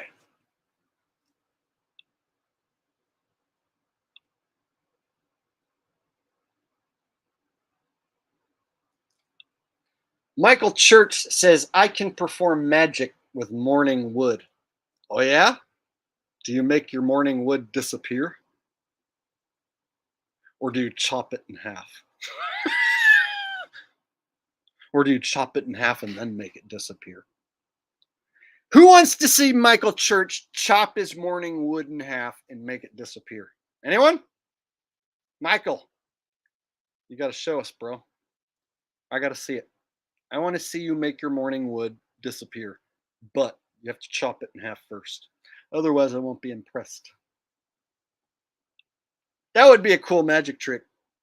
The amazing Michael Church is going to chop his wiener in half while it's erect in the morning and make it disappear before your very eyes. Like, holy shit, I got to be there to see that. I'm going to pay top dollar and be in the front seat to see Michael's wiener disappear in the morning when it's hard. And then also be cut in half before did it disappear. That would be awesome.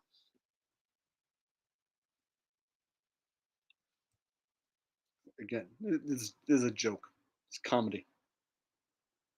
It's all to make you laugh.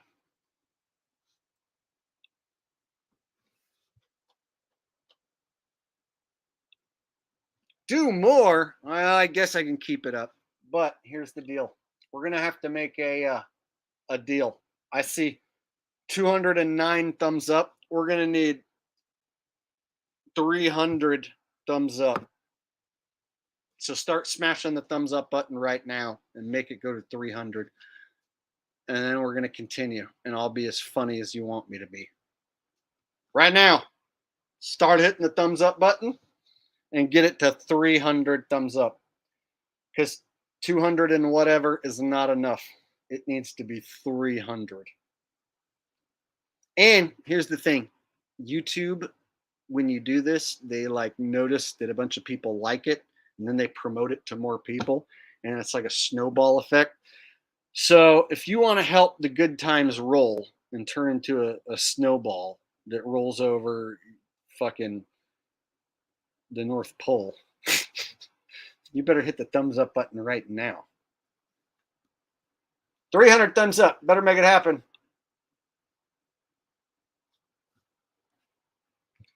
Better make it happen, y'all.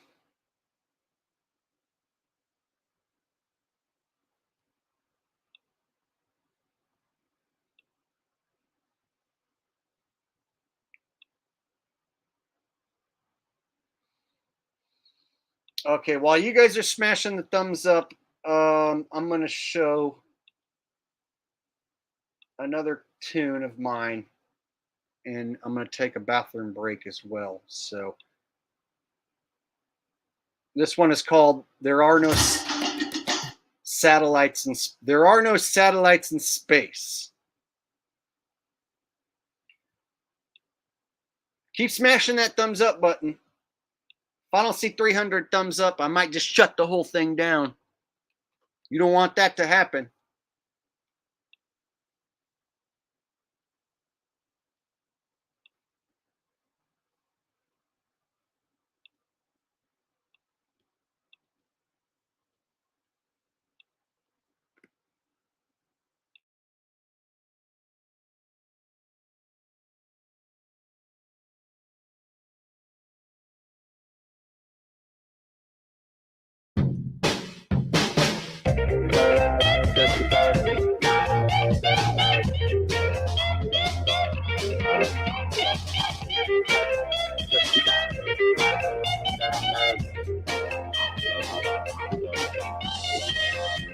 Scott Kelly, he's a fucking liar.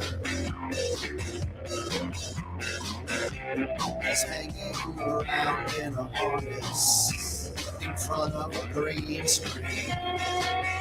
That ball fucking liar's in space. And you can see it written all over his blood red face. There are no satellites in space. NASA never went to the moon. There are no astronauts in space. So you assume there are no satellites in space. NASA never went to the moon. There is no space station in space. NASA never went to the moon. The image you see in the telescope, it might be a hologram. Have you ever heard of this thing called Project Bluebeam? Cause you'd be amazed what they're actually doing with all of our money. They're keeping us locked away from the land of milk and honey. There are no satellites in space. NASA never went to the moon. There are no astronauts in space. So you assume there are no satellites in space. NASA never went to the moon. There is no space station in space. NASA never went to the moon. You can't fool me, cause I'm too slick. You can't fool me, cause my mind's too quick, bitch. So suck on my dick. Cause I'm not falling for your corny cartoons. Because I am not a well-indoctrinated. On no satellites in space. NASA never went to the moon. On no astronauts in space. So you assume on no satellites in space. NASA never went to the moon. There is no space station in space. NASA never went to the moon.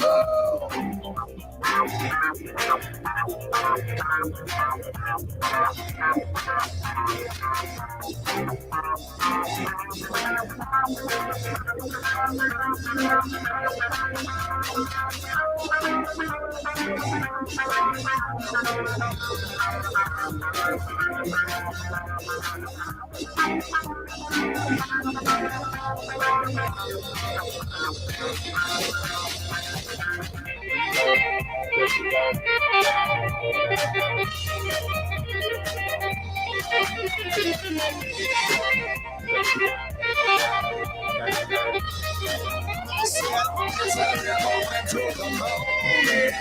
they didn't.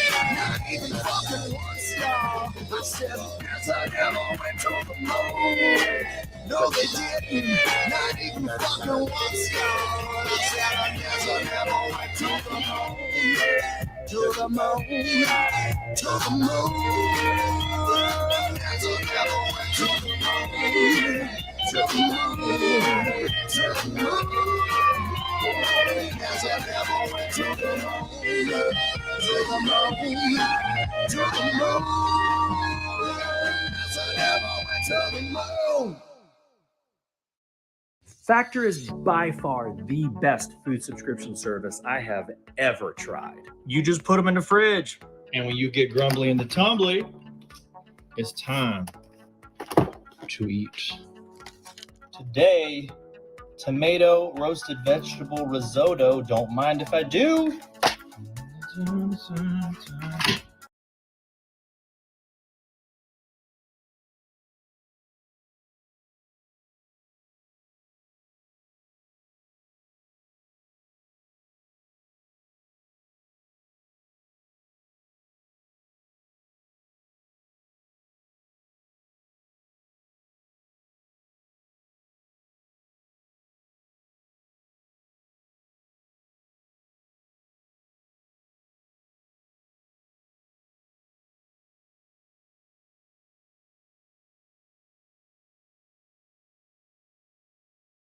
Subscription services out there. Dude, I closed the window and it's still playing. Chef crafted, dietitian designed, ready in minutes. Fresh, not frozen, over 30 meals to choose from a week.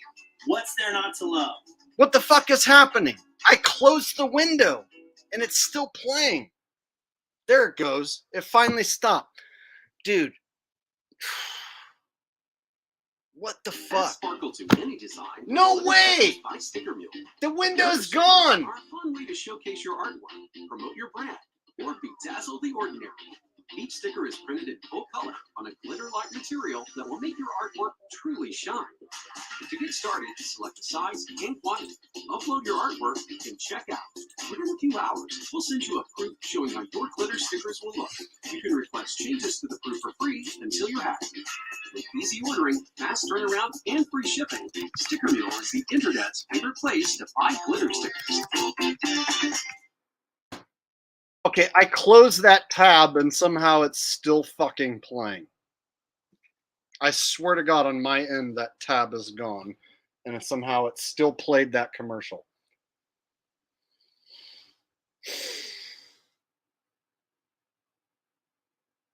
Okay, it sounds like it's done.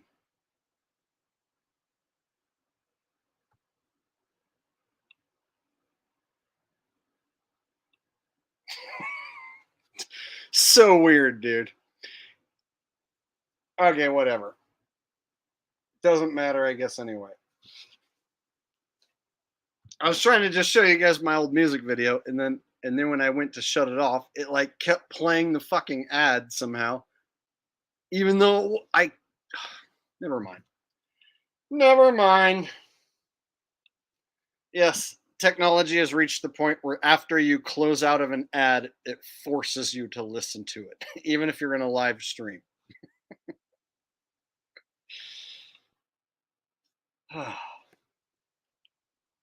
That actually like made me start sweating. I swear to God, like when that didn't shut off, I was like, this is gonna ruin my stream. I immediately just started sweating on my hairline. You ever have that happen where like in a fraction of a second, you'll like start sweating or whatever, like your heart rate will shoot up and then you'll find out it's like a false alarm.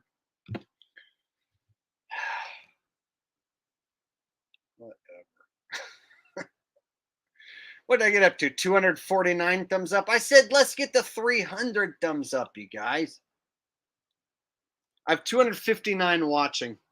Let's get to 300 thumbs up. I know not all of you guys hit the thumbs up. Hit the thumbs up right now and get it to 300. No reason to not be at 300 thumbs up. And then we're going to continue, and I'm going to do a bunch of funny shit. I still have some funny shit planned. I just don't know what it is yet because I haven't been given the idea of what funny thing to do. But I do know it's going to require a lot of thumbs up. You guys are doing it. You guys are on your way to getting to 300. All right. Oh, they're always watching. See, I think they let my channel stick around because I'm hilarious and they get a kick out of me. And they know that I can't stop their plans. So I think that's why they let me stick around. I don't know any other reason why they would.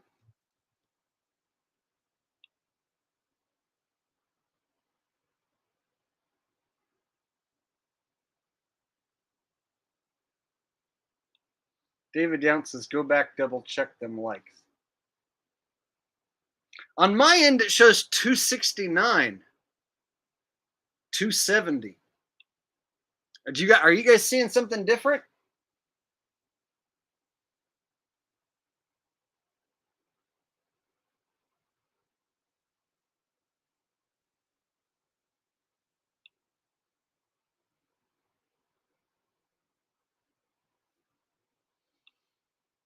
Yes, if you participate, the government is going to look at you and keep track of you. That's kind of how it goes. That doesn't mean anything will happen to you. It just means that they're going to look at you and wonder why you're here. So the only people here are people who don't listen to the government, don't trust the government, don't believe the news is real. And so that's going to lead you to being checked out by the government. So anyone who shows up here, just assume that they're watching me, which means they're going to be watching you too. But you're being watched all the time anyway. You're being recorded all the time anyway. You're being spied on all the time anyway. So might as well just get used to it. It's been going on for a long time. Nobody seems to do anything to stop it. So here we are.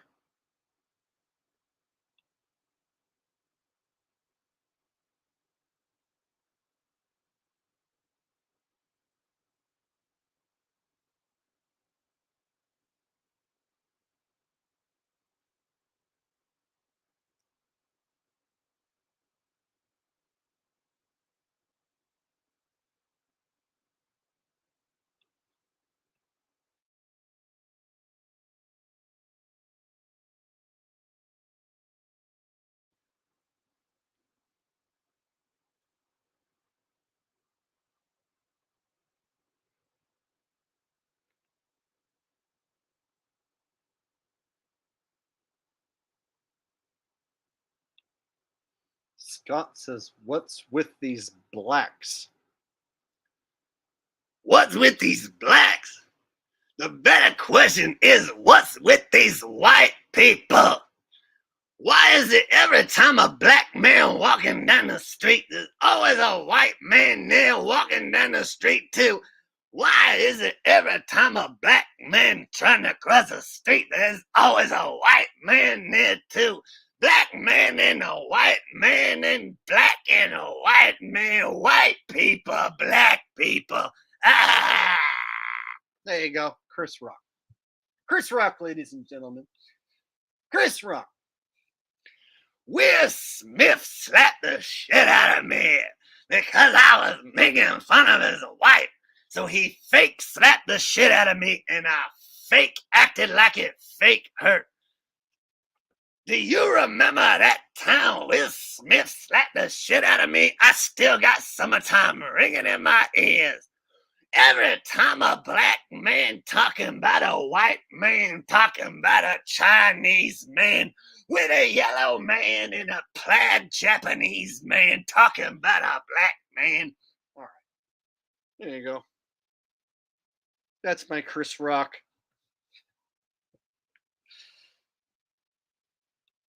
You know.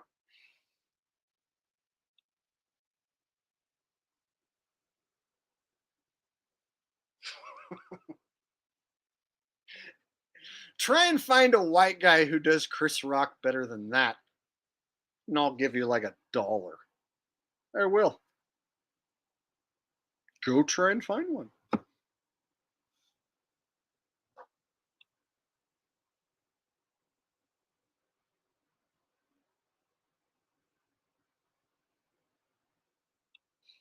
Mr. 420 says you're supposed to take care of your kids. I don't have any kids. Who are you talking to? I don't get it.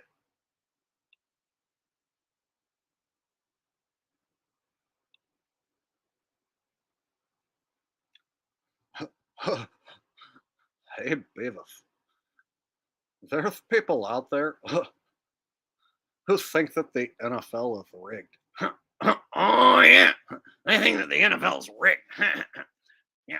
One time I saw a football game, and then, like, I started to get morning wood, and then I decided to spank my monkey. Beavis, you were watching football and then you got morning wood? Okay, Beavis. Oh, yeah. I mean, I didn't get morning wood. I mean, like, I didn't spank my monkey. Sure, Beavis. Whatever you say. There you go. Little Beavis and Butthead, just because you brought it up.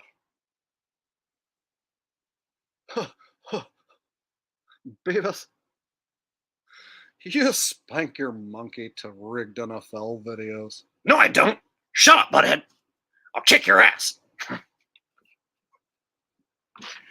I never said that. Yeah, you did.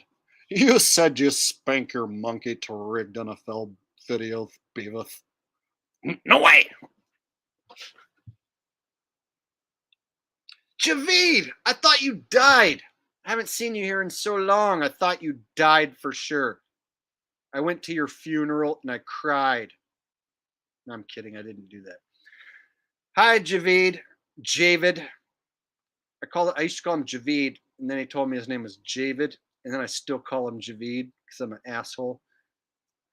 Thank you, Javid. I appreciate that. He says, is the Muslim way and lifestyle the truth? Probably not.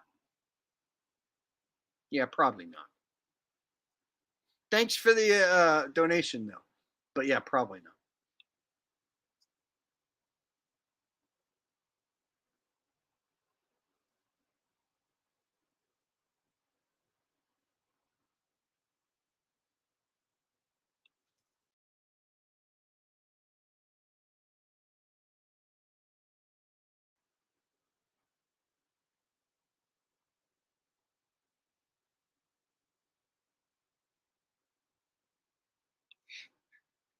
Mike D's going to challenge me creatively to have Beavis and Butthead stumble upon Richie from Boston on a biking trail. Oh my God, dude. There's only like a handful of people who are even going to understand this, but like, okay, let me try and conjure something up. See, here's what happens. People will challenge me live to do different voices and things and have different people interact who would never interact. Like Richie from Boston would never fucking interact with Beavis and Butthead, but now I've got to, on the spot, come up with it and make it happen.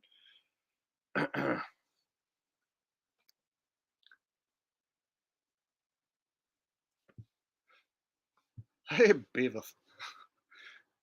Let's try and find Bigfoot, and then we can, like, put him on TikTok. Yeah. We're going to get famous, and we're going to get lots of chicks. We're going to find Bigfoot and, like, put him on TikTok. Yeah. When we find Bigfoot and put him on TikTok, we're going to get lots of views, and we're going to be famous.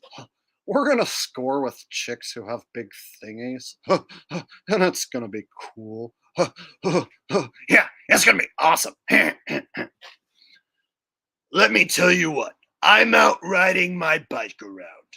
All right, trying to get away from the madness in the Chinese drones, and I bump into these two horny teenagers who are out wandering around on the biking trails that I'm on. I almost ran them over. I almost fell off my mountain bike. There were these guys who were walking along and laughing, all right? I think they probably had morning wood or something. And they were in my way while I was biking down this trail. And I almost ran into these fellas. And I got to thinking, these damn Chinese drones have got these damn kids with their damn morning wood, and they need to get right with God. You need to get right with God, and you need to like and share and subscribe. But at any rate, I digress. There you go. I somehow made Richie from Boston and Beavis and Butthead a thing. It's fucking ridiculous. Don't make me do that anymore.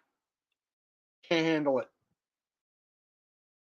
Too much comedy for you. Javid says, haha, miss you too, man. Why not? Wouldn't it solve the slut birth rate and economic issues? Maybe it would. Maybe it would solve the slut birth rate and economic issues. Maybe it would. Thanks, Javid. I never thought of it like that, man. Maybe, just maybe. Why not? Wouldn't it solve the slut birth rate and economic issues? I say yes. Maybe. Why not?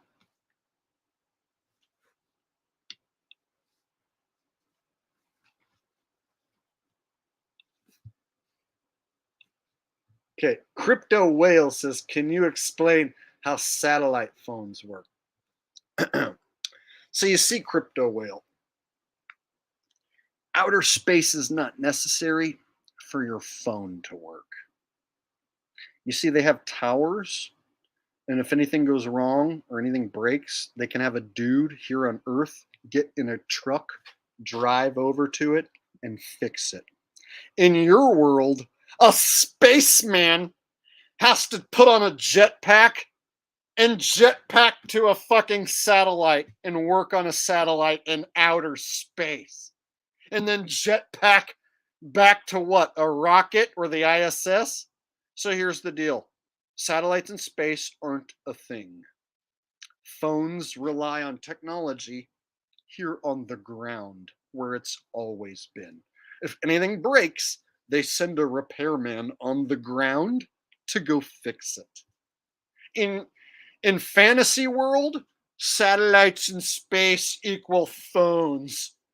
Oh, and if a satellite breaks, you send a repairman with a jetpack to go work on it in outer space. Get fucking real, man. There are no satellites in space, and NASA never went to the moon. Now, you can put a satellite and attach it to a balloon and have a balloon hang out above your head and have there be a satellite attached to a balloon, but that's not in outer space. So there are no satellites in outer space. And they're all on the ground, and it's so much easier if anything goes wrong to just send a repairman to fix it, rather than it would be to send a spaceman with a jetpack to fix a satellite in space. You really think they're going to put this bazillion-dollar piece of equipment floating in free fall in a vacuum for our enemies to go scoop up and steal? Get real. You think Santa Claus comes down people's chimney too? Seriously though, satellites are fake as fuck.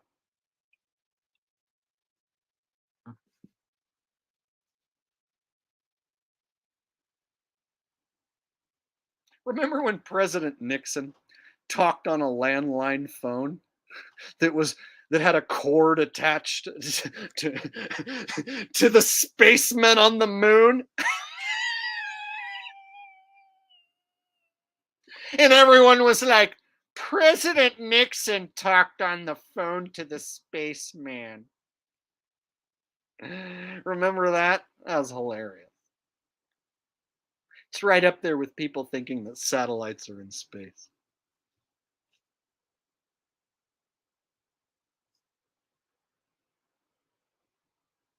Yeah, President Nixon gets on a fucking landline with a cord that goes under the wall.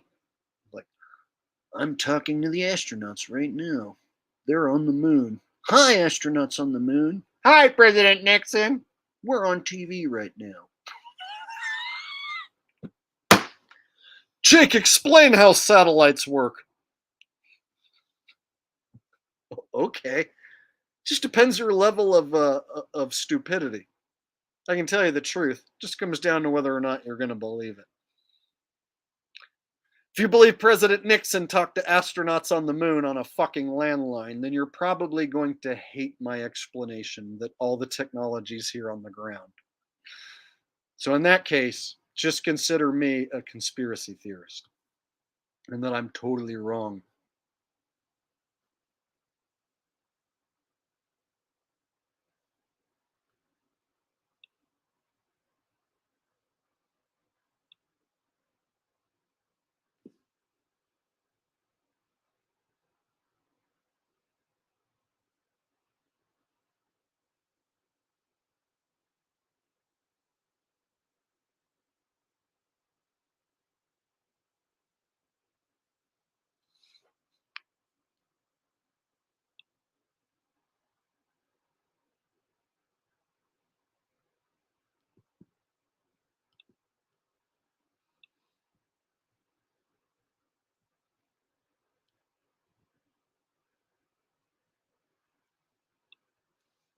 Leslie Guy says it's getting hard.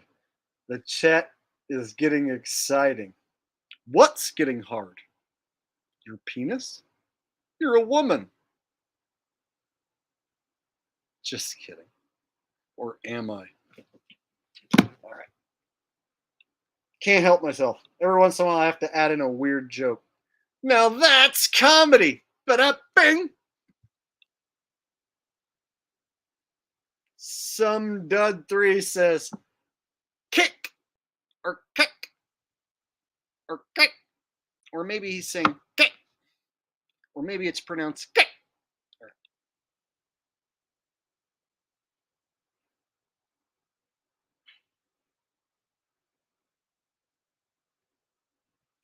Did you guys see, last month, India landed an unmanned spacecraft on the moon? Pretty awesome how, in 1969, we supposedly had men on the moon. And now in 2023, we're supposed to cheer when India puts a robot on the moon. Land on the moon, we'll land on the moon. Land on the moon, we'll land on the moon. Oh, everybody cheer for us because we'll land on the moon. We have put a rover on the south pole of the moon and we are trying to find water on the south pole of the moon. And the sheep at home are like, India, wow, cool, India. I hope you find water.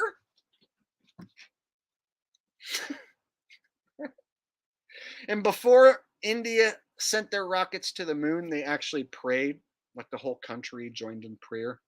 Please, Lord Shiva, help the computer rocket ship make it to the moon. There are no humans on board, but if you could please guide the computer system to the moon so that we can have the rover roving around to try to find the water on the moon. Please, Lord Shiva, will you assist us and not cost us a lot of money with the rover breaking down? Will you please allow the rover to do the job sufficiently, please? And guess what? It worked.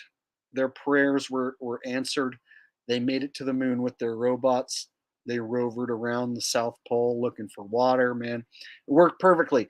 It probably wouldn't have went so well if they didn't pray.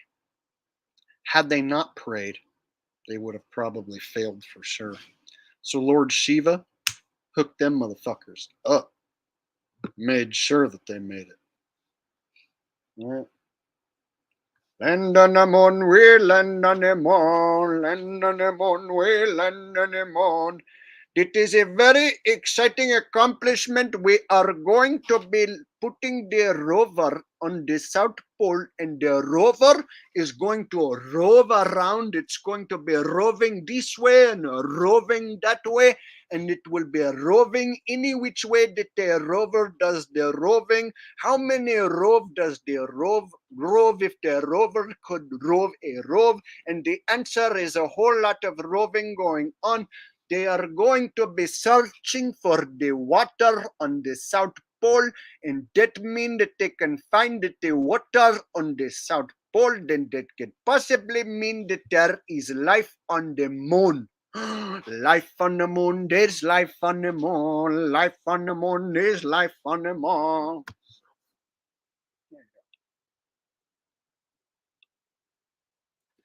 Guarantee you I didn't steal that from another comic.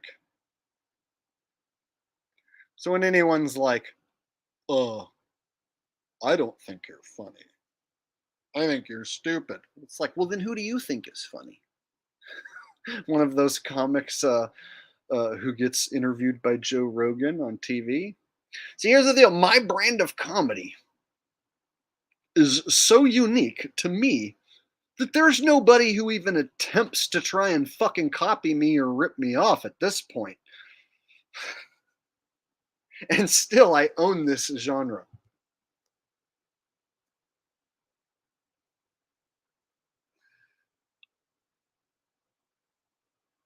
That's the thing. After I do a joke, I recognize that my own brand of comedy is light years ahead of everyone in the world. And I'm like, holy fuck, dude.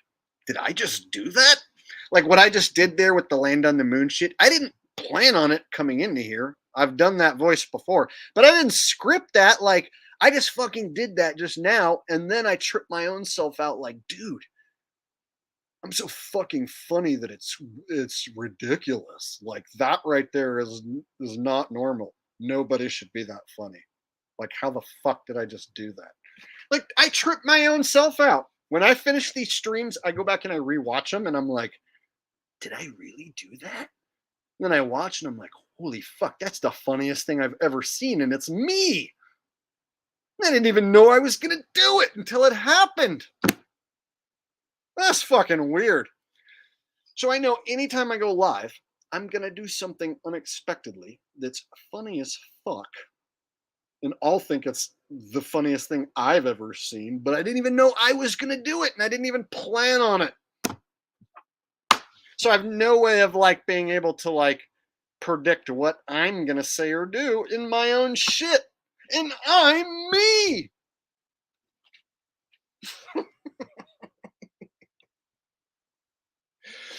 And anyone wondering why I kiss my own ass so much, I don't have a multimedia marketing campaign behind me. So there's no talking heads on TV who are going to tell you how great Jake the Asshole is. So I literally have to do it all myself. I am my own marketing campaign. So when I tell you how awesome and funny I am, I'm telling you the truth. And I have to do this because no one else will. So like, for instance, there's a bunch of talking heads who will be like, Dave Chappelle is funny. But they're talking heads trying to promote an imposter comedian. So nobody on TV is going to tell you that Jake the Asshole is the funniest dude. Which means I'm the only one left who can fucking tell you that. So here it is. I'm the funniest dude. You think you know someone funnier? Who? Name it. Name them now.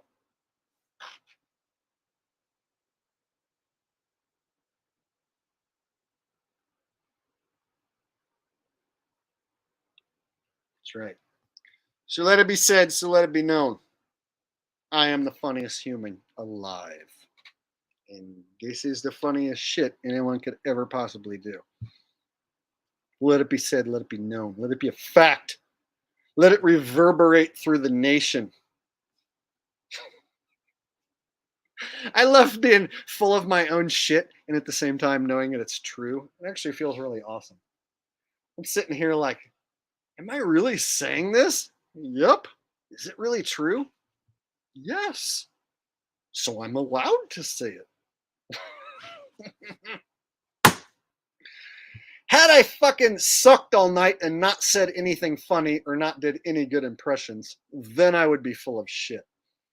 But being all my impressions were awesome, and I totally just annihilated Aaron Rodgers' fake injury earlier, and I made it funny while I did it, pretty much proves my point that I'm the funniest, most awesome dude who ever existed, times infinity. That's right. I'm not only the funniest person who ever existed, but also times infinity. Afraid so. All right.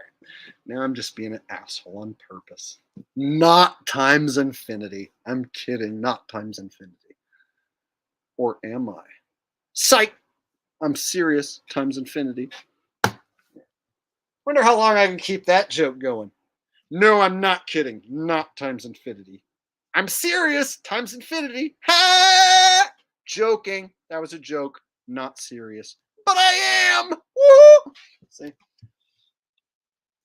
Jonna says, "Hi Jake, could I make a request for my sister? Could you please sing that Chinese song?" Okay, guys, here is the Chinese national anthem. And here's the thing. Every single Chinese song sounds the same. They all sound exactly like this. Ching chong, ching ching chong, lick a dick, lick a ding ding dong. Ching chong, ching ching chong, lick a dick, lick a ding ding dong. Me Chinese, me play joke, me go pee pee in your coat. Gong. There you go. That's the Chinese national anthem. And every Chinese song that's ever been written ever sounds exactly like that. Try and prove me wrong, and you will fail. Right? Is that not every Chinese song you've ever heard in your life? It is. You know it. There is no such thing as a Chinese song that doesn't sound like that. Try and prove me wrong. There you go, John. I hope you got your money's worth. That's how I make money over here at the Jake the Asshole channel. I have people like Jonna who will send me money, and she'll ask that I sing a Chinese song. And then I sing a Chinese song and I make money. You're probably sitting there wondering at home, like, how in the fuck does this guy make money singing a Chinese song like that? How does that work? Good question. Maybe you can tell me how that works, because I'm stumped. Here I am, making money singing Chinese songs, and I'm not even Chinese. I don't even know how that's possible, but it is.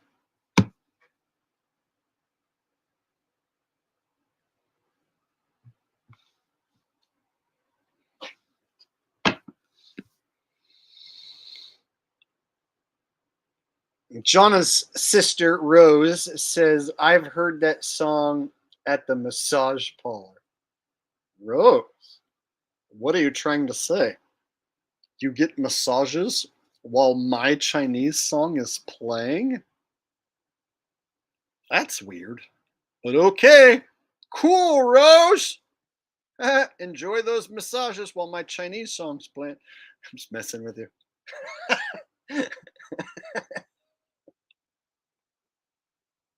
So Rose gets massages from Chinese ladies while my song comes on.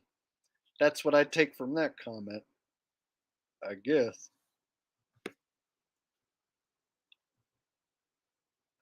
Dude, my comedy doesn't even make sense sometimes. But isn't it funny? It almost seems to be more funny the less it makes sense. Or at least it seems that way to me. On my end, I feel like the less my jokes make sense, almost the more funny it gets. Right? Mad Dog says, LOL, true, true. That's how I know I'm right, because Mad Dog agrees. If Mad Dog didn't agree, I would feel like maybe I'm wrong. But since Mad Dog does agree, I know I'm on the right track. Otherwise, he would disagree.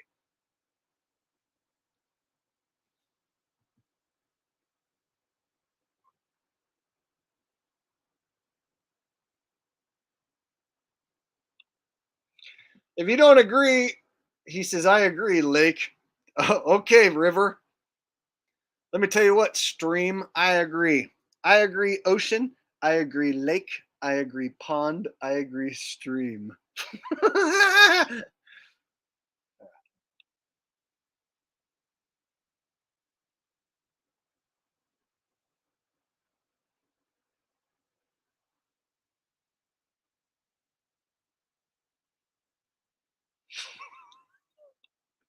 Rocky Shepherd says Mad Dog is a moron.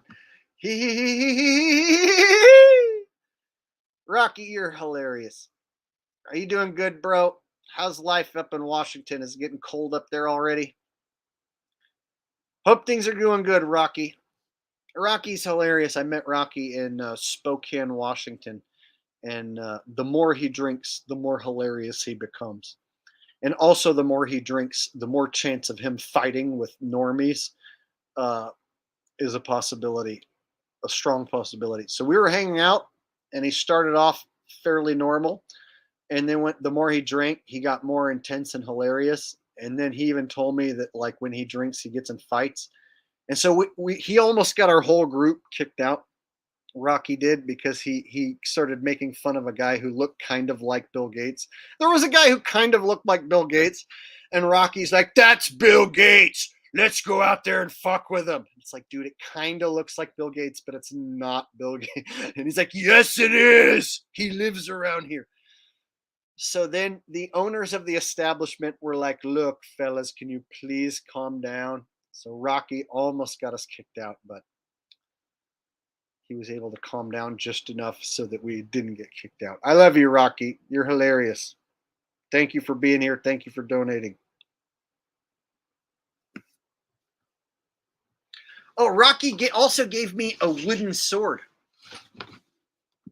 Look at this. Rocky gave me this, and I just so happen to have it stored right over here. Because I was like, what am I going to do with a wooden sword? So Rocky, he showed up to my Spokane, Washington meetup. And this was back in like late May, early June. And he gave me this wooden sword. Look, it's a fucking full, like a big ass wooden sword. Look at this thing. Who the fuck has a wooden sword? I do, because Rocky gave me one. Look at that. That's some morning wood. Woo! Hey, Beavis, look at my morning wood. Ching!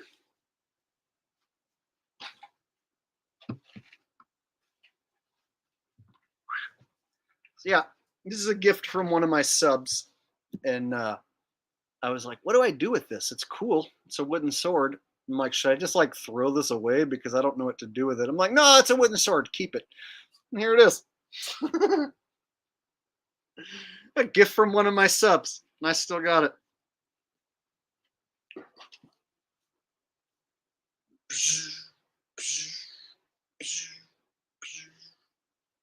Woo! Woo! Woo! That's enough of that.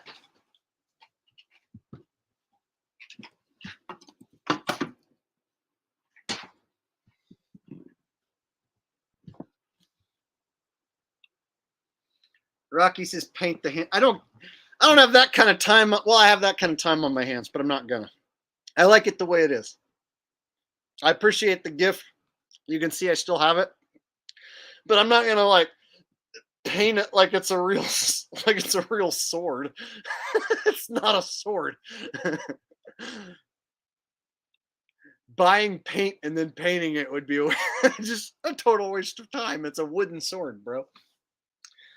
All right, Jonna says, would it be possible to an impression of Ice Cube, Stephen Hawking, or whoever you want? I could do Ice Cube and Stephen Hawking. All right, so Ice Cube, God, I haven't done it in like several weeks, but basically Ice Cube's like, the NBA, they ain't trying to fuck with us. I was trying to do something with the NBA, but they wasn't trying to fuck with me. So I was like, hell no. And then I was like, yeah. And then after the NBA wasn't trying to fuck with me, then they called me up and was like, hey, we want to do something with you. And I was like, hell no. I mean, you know, yeah. Here's a little Ice Cube for you. And Stephen Hawking was like a wax dummy who they would wheel out, of course. Like, the interdimensional gravity pull from the quasar in the nearest Milky Way galaxy could be described as an interdimensional influence upon a black hole. Yeah, the Stephen Hawking voice was a robot voice that came out of a speaker, and people think it was the dude thinking that. So I was the guy that said, yeah, that's just a voice coming out of the speaker.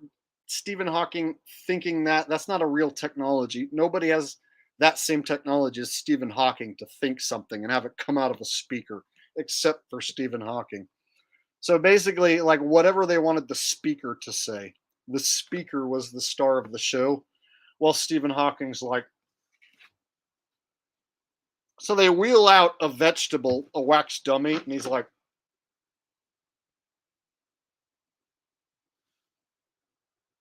And then they have the speaker be like, in the nearest Andromeda galaxy, the quasar of the nearest black hole is extremely dense anti-gravity and dark matter. Meanwhile, you have like a brain dead wax figure, like, and people at home are like, he's so smart, he's a genius. He thinks these things and then the speaker speaks it. Oh, it's this amazing technology that only one guy gets to use. It's amazing. So yeah, anyone out there who thinks like Stephen Hawking was like an actual genius, like no, that was like a wax dummy, a vegetable that they would wheel out. And then they'd have like the speaker do all the talking, and people would assume that the speaker was Stephen Hawking's thoughts. Gotta love that science fiction bullshit where they like wheel out this technology that only one guy gets to use. Like, how come no one else gets that technology? Well, they're not as important as Stephen Hawking. Stephen Hawking was smart, so therefore he gets to use that tech. But like some other brain dead girl, no, she doesn't get to use it. So like if you have a child who's born brain dead, they aren't going to install Stephen Hawking technology for them. No, only Stephen Hawking gets it because he's so smart. See how that works?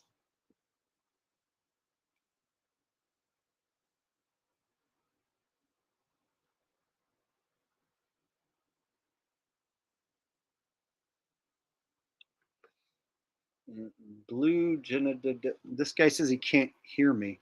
No one else says they can't hear me. You'd be the only one. I would expect if there was no audio, everyone would be letting me know. So you must be the only one. Maybe refresh your screen and try again.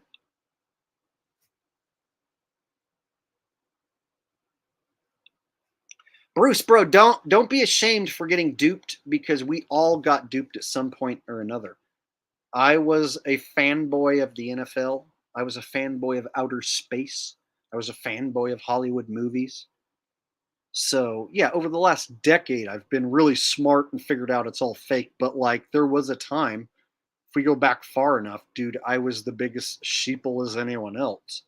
So I know what it's like to be a full-fledged sheeple, believing everything that comes on TV and all the bullshit in science fiction movies. I know what it's like.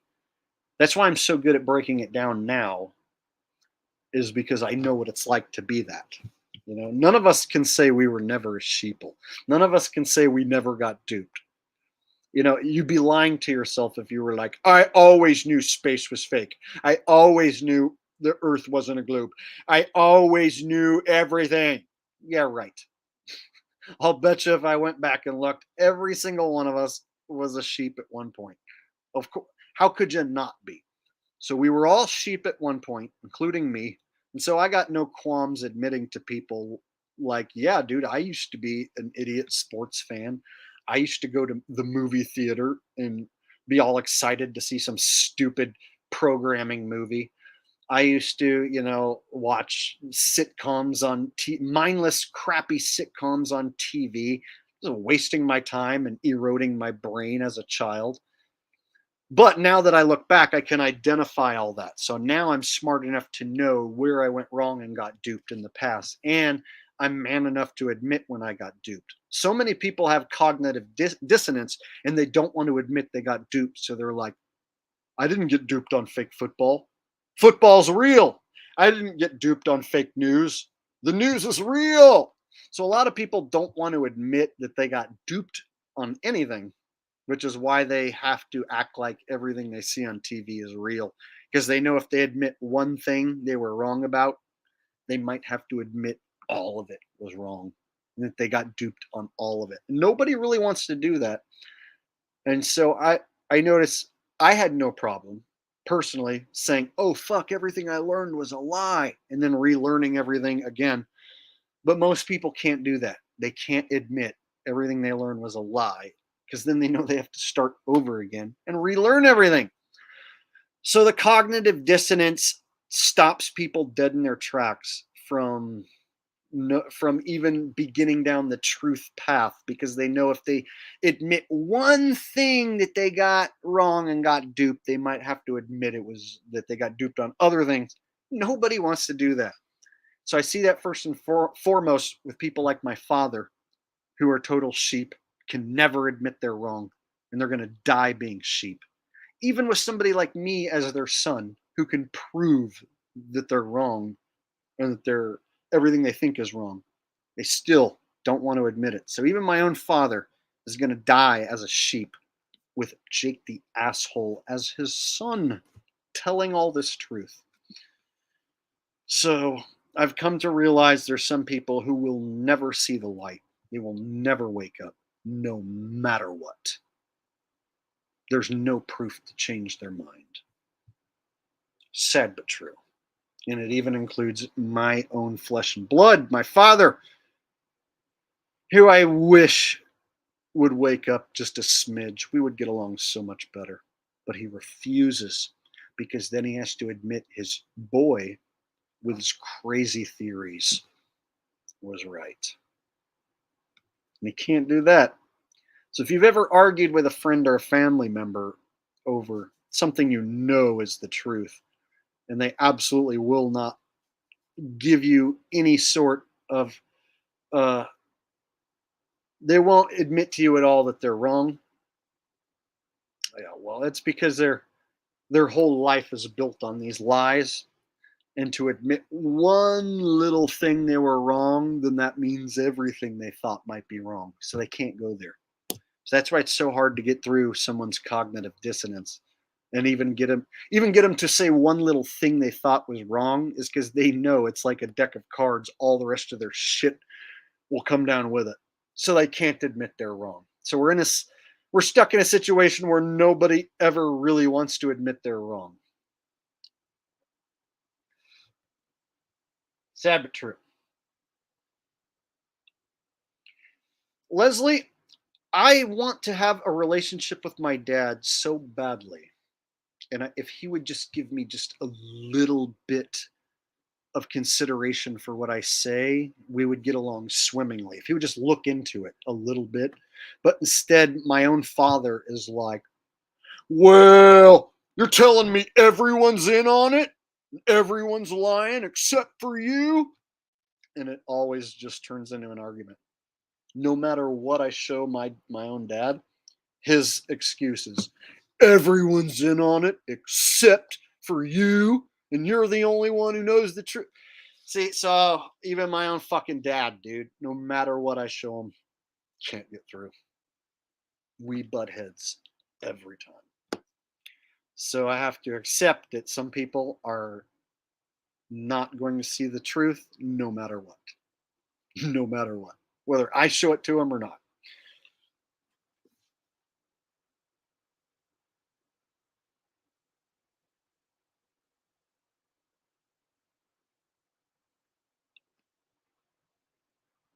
Mandatory myocarditis, as my family is like that too. It's tough, man. Most people's family who watch TV, your chances of getting through to them is rough. Most people don't want to listen to any sort of fringe alternative opinions outside of what the TV says. And even more so, they've been trained to insult anyone who comes up with any sort of theory outside of what the TV says. So the TV has people trained to insult you if you say that the TV's wrong. So you're really fighting a losing battle on a lot of ends.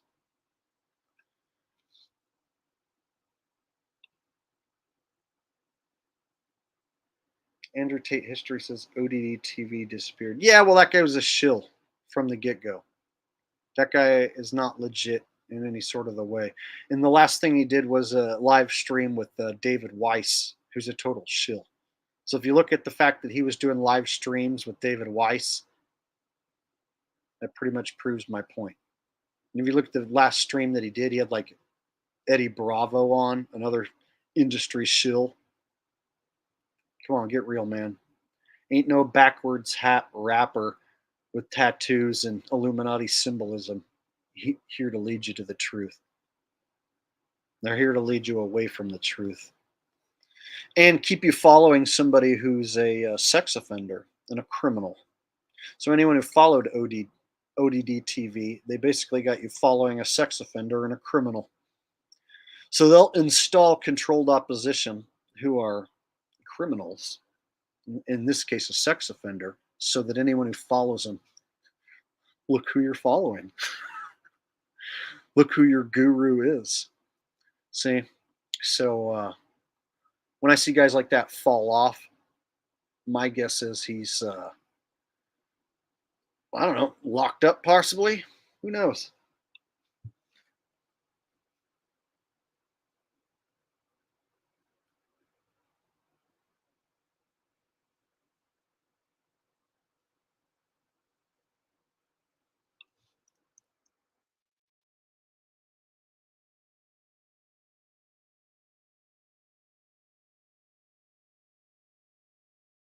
Andy says, bring him to Denver with you. Bring who to Denver with me? I'm a loner. I'm not going to bring anyone with me.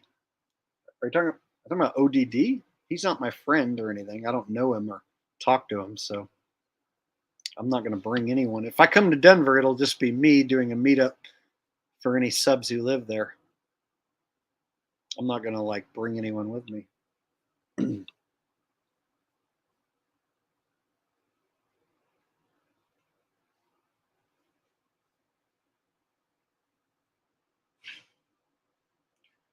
Oh, my dad. Oh, I'm stupid. My bad. I started talking about ODD and I totally forgot about my.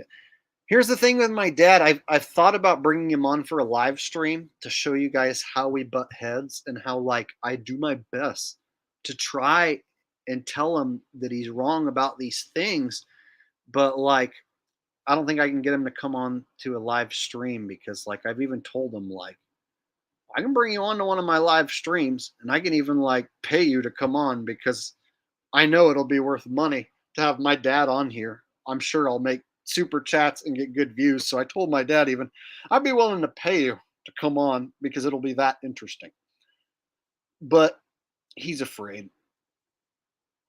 He knows deep down that his boy has the ability to make him look foolish and he doesn't want to look foolish for anyone. So instead, he's like telling me he's going to go change the government, you know, by doing it his way. So my dad tells me he's going to go change the government by like talking at a theater. He's like, I'm going to go to this theater and I'm going to see if I can talk about changing our government. And I'll be like, Dad, that's not going to work. You can't go to a theater and talk about changing the government. That's not going to work. And then he'll say, you're being negative. If people are negative like you, then there's no chance to change the government. So my dad thinks he personally can change the government, even though he believes in nothing but mainstream news. So he wants to change the government, which is cool, but he thinks he personally can do it without any sort of following by like showing up to random places and asking to talk about the government. So he told me, he was like, I'm going to go to this college and ask if I can talk about changing the government. And so I told my dad, Dad, that's not going to work. The college is going to have a lady behind the counter who's going to ask what you're there for. And then they're going to tell you that they don't do that. They're just going to send you away. And they're going to look at you like you're an idiot. And that's not going to work at all. And it's going to be a big waste of time. So my dad will say, you're being negative. The government's never going to be changed with people like you being negative.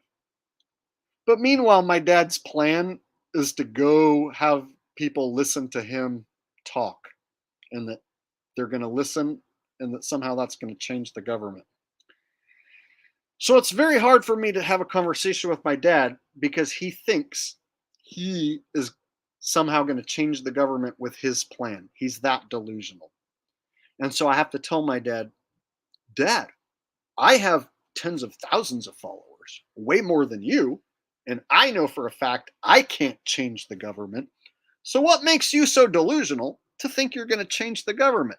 So when I tell my dad that and level with him, like give him the truth how it is, he goes, you're being mean. You're negative. The government's never going to change with an attitude like that. Okay. So then I have to be like, yeah, Dad, go down to that theater and change the government. Yeah, Dad, go change the government. Good luck. And then when it fails and he tells me it didn't work, I'll be like, wow, that's a shocker that your plan didn't work. So my dad isn't a regular dad like your guys' dad. My dad thinks he can change the government with his plan, but he also thinks Jake the asshole, his son, everything I say is wrong and stupid. So he reads a newspaper, the USA Today. He thinks that the government's crooked, but he doesn't know how crooked they are. He doesn't know what the world stage is. He doesn't know that they fake shootings. He doesn't know that they faked, COVID. He doesn't even know what psyops are. So my dad doesn't believe in psyops. He doesn't believe in conspiracies, but he's mad at the government and wants to change it. And he thinks that somehow he can change it, and he tells people his plan to change it. And anyone who disagrees with him, like me, he goes, you're being negative. You're the reason why the world is the way it is. So my dad's not just a regular sheep. He's so delusional. He's a sheep who thinks he can fucking change things, but doesn't even know what the world stage is. So my dad will be like, we need to stop voting for people like Trump and Biden. And I'll be like, Dad, the vote is rigged and it's a selection. So whoever's meant to win already knows they're going to win. And he'll be like, whoa, that's crazy. I'm not going to listen to that. So my dad will shut me down if I tell him the election is rigged. And he'll say, we need to elect better people. And so I have to have a fucking conversation with a man who doesn't listen to a word I say, but wants to tell me how he's going to change the government. And my dad has 0 following. And I have an actual YouTube following. My dad had the audacity to tell me, if you make money talking about that crazy stuff that you talk about, I know I can make way more. So how do I do it? Can you tell me how to make money? So my dad asked me to tell him how to make money on the internet. And he told me to my face that what I talk about is baloney. And that what he talks about is real. And so he knows he'll make way more than me. He just doesn't understand how I make the money. So he needed me to explain to him how he can start making money. That's my fucking dumb piece of shit dad. My stupid piece of shit dad. And I say that because he is. Told his son to my face, I think what you talk about is baloney, and I see that you're making money on it. So I want to learn how you make money on it so that what I talk, so I can make twice as much as you. My dad fucking said that to me and believed it wholeheartedly and didn't even understand why I found that insulting. I've been doing this since 2016. So when I make money doing this, like right here, this person sending me a super chat, my dad will be like, how are you doing that? How do I do that? Can you show me how to do that, Jacob? And I'm like, Dad, what you talk about is mainstream news, and nobody will fucking give you super chats because you're ridiculous and you're just repeating what's on the news anyway. So nobody cares what you have to say. So no, you're not going to make any money. And then my dad will be like, you're mean and negative. After he tells me he's going to make twice as much as me doing what I do, even though he's never done it before. So I have to have a parent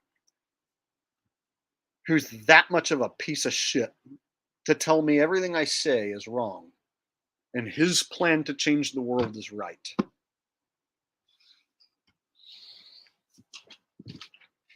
Yep.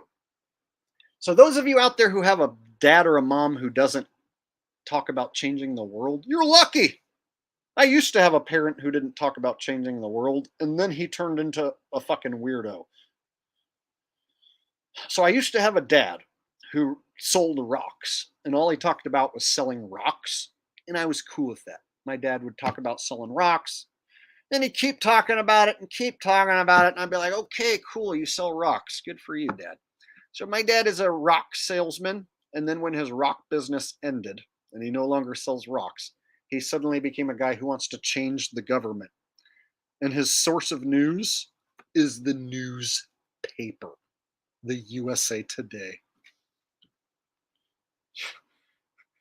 And here I am, his son, Jake the asshole, like, Dad, that newspaper's bullshit. And he's like, well, everyone's a liar except for you? I just can't believe that. You're just some dope smoking crazy boy. Kay Longstocking says, please rant about how stupid Zach Hubbard is. Okay, I can do a Zach Hubbard rant for sure.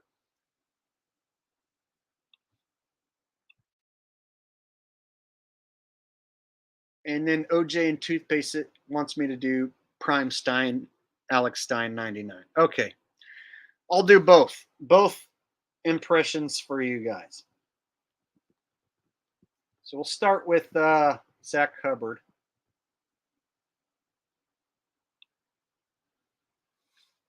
Guys, all my haters and all my trolls, they can fucking put a gun barrel in their mouth.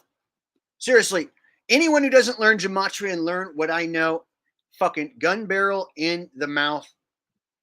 All right? I'm tired of all these people who don't know Gematria begging for money.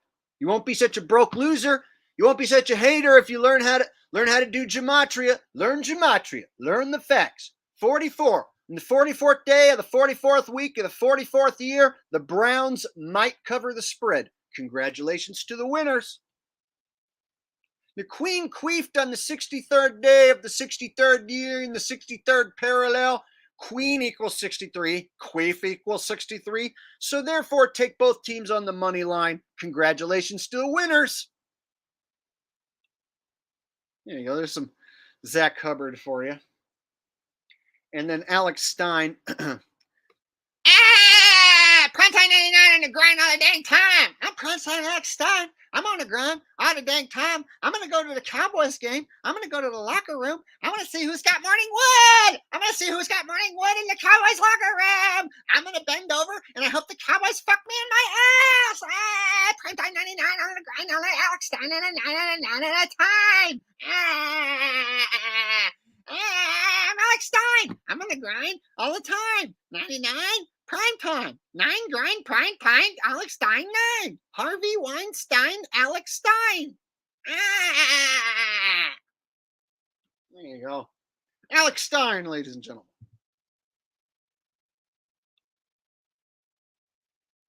There you go. And I do the best Alex Stein impression of anybody in the world. I've been told that my Alex Stein is more Alex Stein than Alex Stein himself.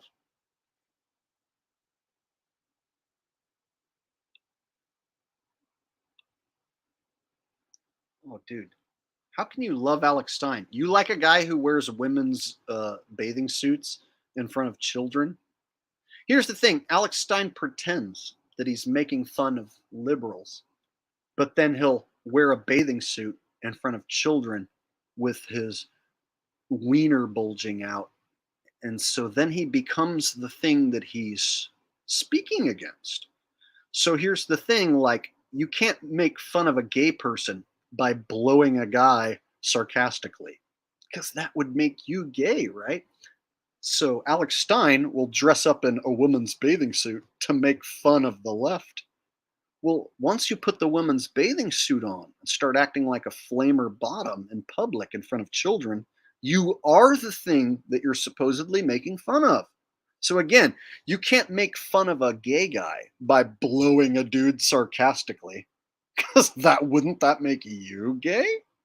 So Alex Stein is the guy who becomes the thing that he's making fun of.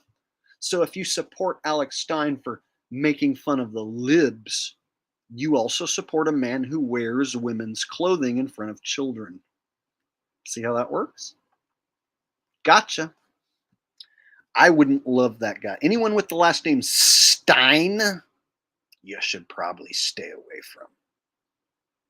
If you don't understand what I mean, then there's probably no hope for you. But yeah, if you understand what I mean, the last name Stein means that they're part of the tribe of people who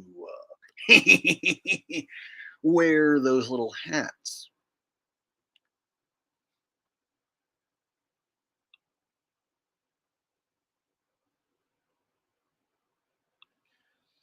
Yep, it's funny how he was considered a revolutionary comedian.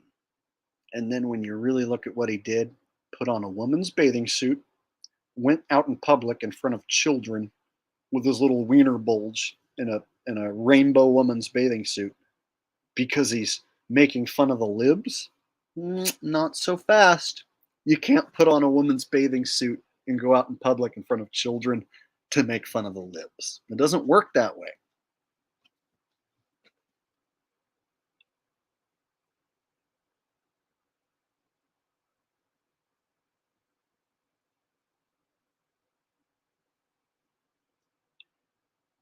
NFL script ad is damage control because of me.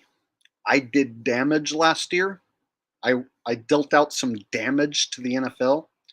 So now they have this damage control where they make fun of the script. Did you hear what the script is going to be this week in week 5? Tom Brady's going to come back and pee his pants on the 50-yard line and everyone's going to poop. It's a funny script, so therefore it must not be scripted, right? So what they're doing is making it sound like it's a big joke so that if anyone brings up the script, you can laugh at them because they must be stupid if they think it's actually scripted. But really it's going to backfire because it is scripted and the fake play on the football field proves it. So the games are fake as fuck. I'm proving each week already, week 1 with my top 10, it's fake. The games are fake. I'm going to prove it. So if they're going to be like, it's scripted in week 5 for Patrick Mahomes to get hurt. Anyone believing in this is stupid. Yeah. Well, I'm going to be there to prove that the gameplay is fake and guys are missing tackles on purpose and quarterbacks are throwing picks on purpose. So it's really just going to clue more people in to the fact that the games are rigged and scripted. So their plan with damage control, by doing this, it's going to backfire. And it's already backfiring. Because people keep asking me about this commercial.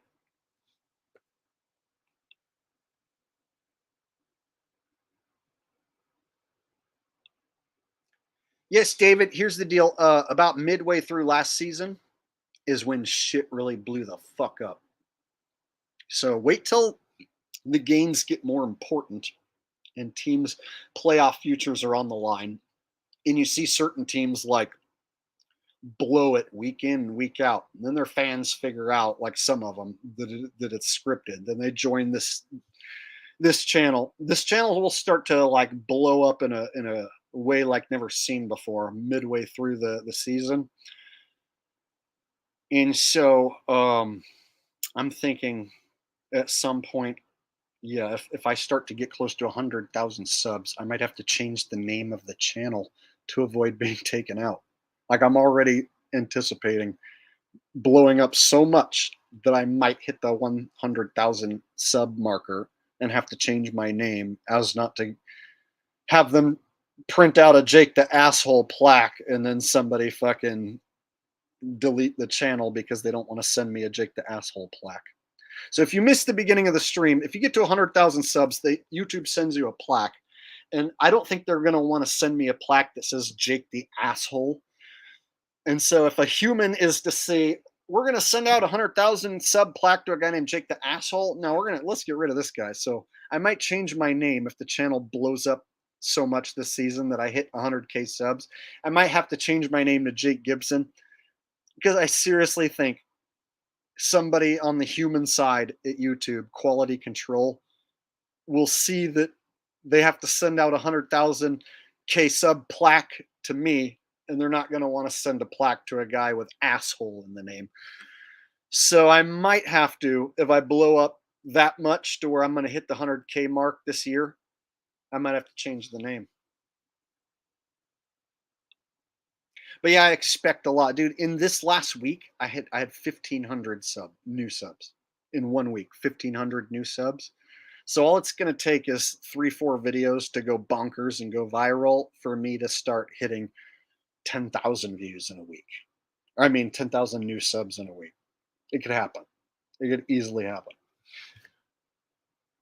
So yeah, the growth potential for this year, sky's the limit, for sure. It might not be as big as I'm thinking, but come middle of the season, the NFL rig topic, I feel like it's going to be exploding, and I don't have any competition. The other guys talking about this are small potatoes. So I'm the only channel with any sort of pull, getting any sort of major views. I'm the only one. So game on. Game on. Well, here's a guy who's going to be gone forever.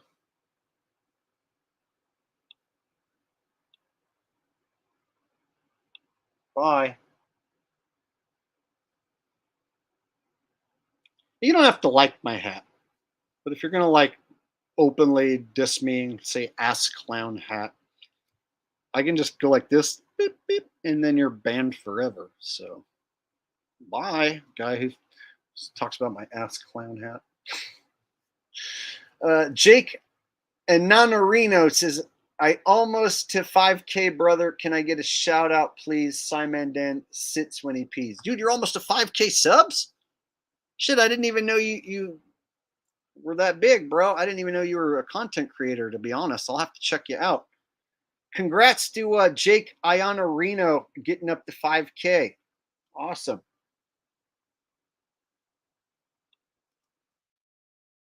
Well, I'm going to give a tip to anyone out there who wants to break down videos and prove that football's rigged. I'm going to give you a tip here in just a minute to anyone out there who wants to capitalize and make possibly some good money. Jonna says, wishing you much success in this rigged NFL season. I hope you exceed 100K subs. Thank you for an awesome and entertaining stream. Well, thank you for being here, Jonna. And you are such a sweetheart. Multiple donations tonight. Thank you very much for joining me tonight. I did this stream specifically to hang out with my homies tonight who've been here, for years. So I expect it to be a good year. And so far, it's proving to be exactly what I expect. What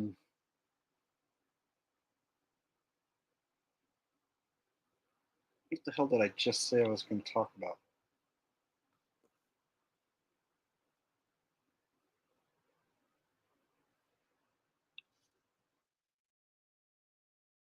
Like I just said I was going to talk about something, and I just forgot about what I said that I was going to talk about. What did I say I was just going to talk about?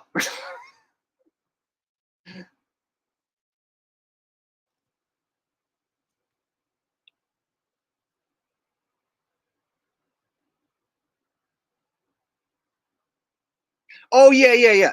I just remembered. Guys, I'm getting a lot of people asking me to break down college football. College football's rigged too, especially the top 25 teams. So there's an opportunity for someone out there, you perhaps, whoever's watching. There's nobody breaking down college football like I break down the NFL. I don't have time. I don't have the energy to focus on football 24/7. So whoever out there watching right now, there's an opportunity for you to break down college football and be the only one doing it. So you could literally copy what I do, except for college football, and you would be the only one doing it, and all the views would come to you. So if you were to start doing rigged college football, any one of you out there who enjoys what I do, you could basically do it yourself and build your own channel and your own audience. Here's why I'm giving you the idea. I don't have the time or the energy to focus on football 24/7. People have said, Jake, can you break down college? Jake, can you break down this college game? Jake, this college game I watched with Alabama and Texas was rigged. Can you talk about it? I can't do NFL and college because it's too damn much football, and I don't want to be stuck watching football highlights all day and trying to talk about football all day, every day. So here's an opportunity for you out there, whoever is watching. Nobody's breaking down rigged college football as their main thing, as the main channel topic. If you open up a channel, whoever's out there right now, if you start a channel talking about rigged college football and you do as good of a job as I do, or even half as good of a job as I do, you're going to get a fat audience real quick. And within a month, you'll have over 1,000 subs. So hint, hint, anyone out there who wants to do what I do, just do it for college football and you're going to have an audience automatically. I swear within like 2 weeks of doing it, you'll have 500, 1,000 subs. Within a month, I swear, if you do it correctly, you'll be over 1,000 subs. And if you do it the way I do it, you videotape your TV screen and you stop the footage and you talk, you can monetize and make money doing it without getting claimed. So someone out there who's not me should do it. I would do it. I just don't have the fucking time and energy to do it. So people ask me, Jake, can you cover college football? And I say, no, I just don't want to. But it's every bit as rigged as the NFL, and there's just as many stupid plays to cover. So whoever's watching, here's your idea for you. If you want to do what I'm doing, pick up those views and subs, and you'd be doing a service to people because you'd be telling the truth. So there's nobody out there busting college football on a full-time basis. So I'm recommending somebody out there, whoever it is, do what I'm doing, but for college football. You will be paid handsomely. And if you can pick winners and losers, there's some good money to be made. So there you go. There's my advice to someone out there. Someone out there who knows about college and can point out that it's fake. You could get a fuck ton of views and subs and make a good buck if you do it right. Just do what I do except for college, and you will have success, I promise.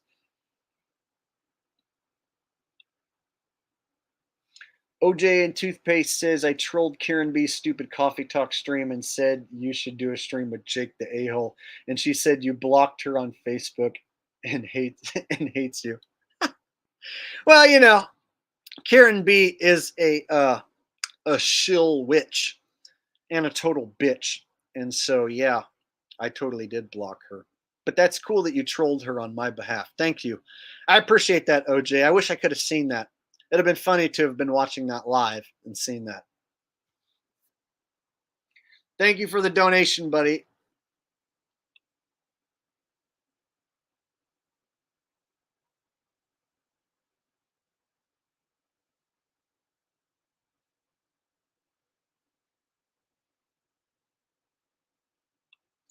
Not important. Don't worry about it. Not important at all. All right, y'all. Okay, we've been on here over 3 hours. That's usually when I cut the stream. Usually after 3 hours, I start to get tired. And that is the case. So enjoy the rest of your weekend. I'm going to get off here and eat some food. Chill out. So thank you guys for hanging out with me tonight. And thank you to everyone who donated. You guys are awesome. I love this audience. I love the fact that I can do this and be supported by such awesome people. So thank you for making this awesome life I live a reality. I love all you guys. So until next time, this is Jake the Asshole signing out. You guys take care. Have an awesome weekend. And I'll catch you in the next video. Peace.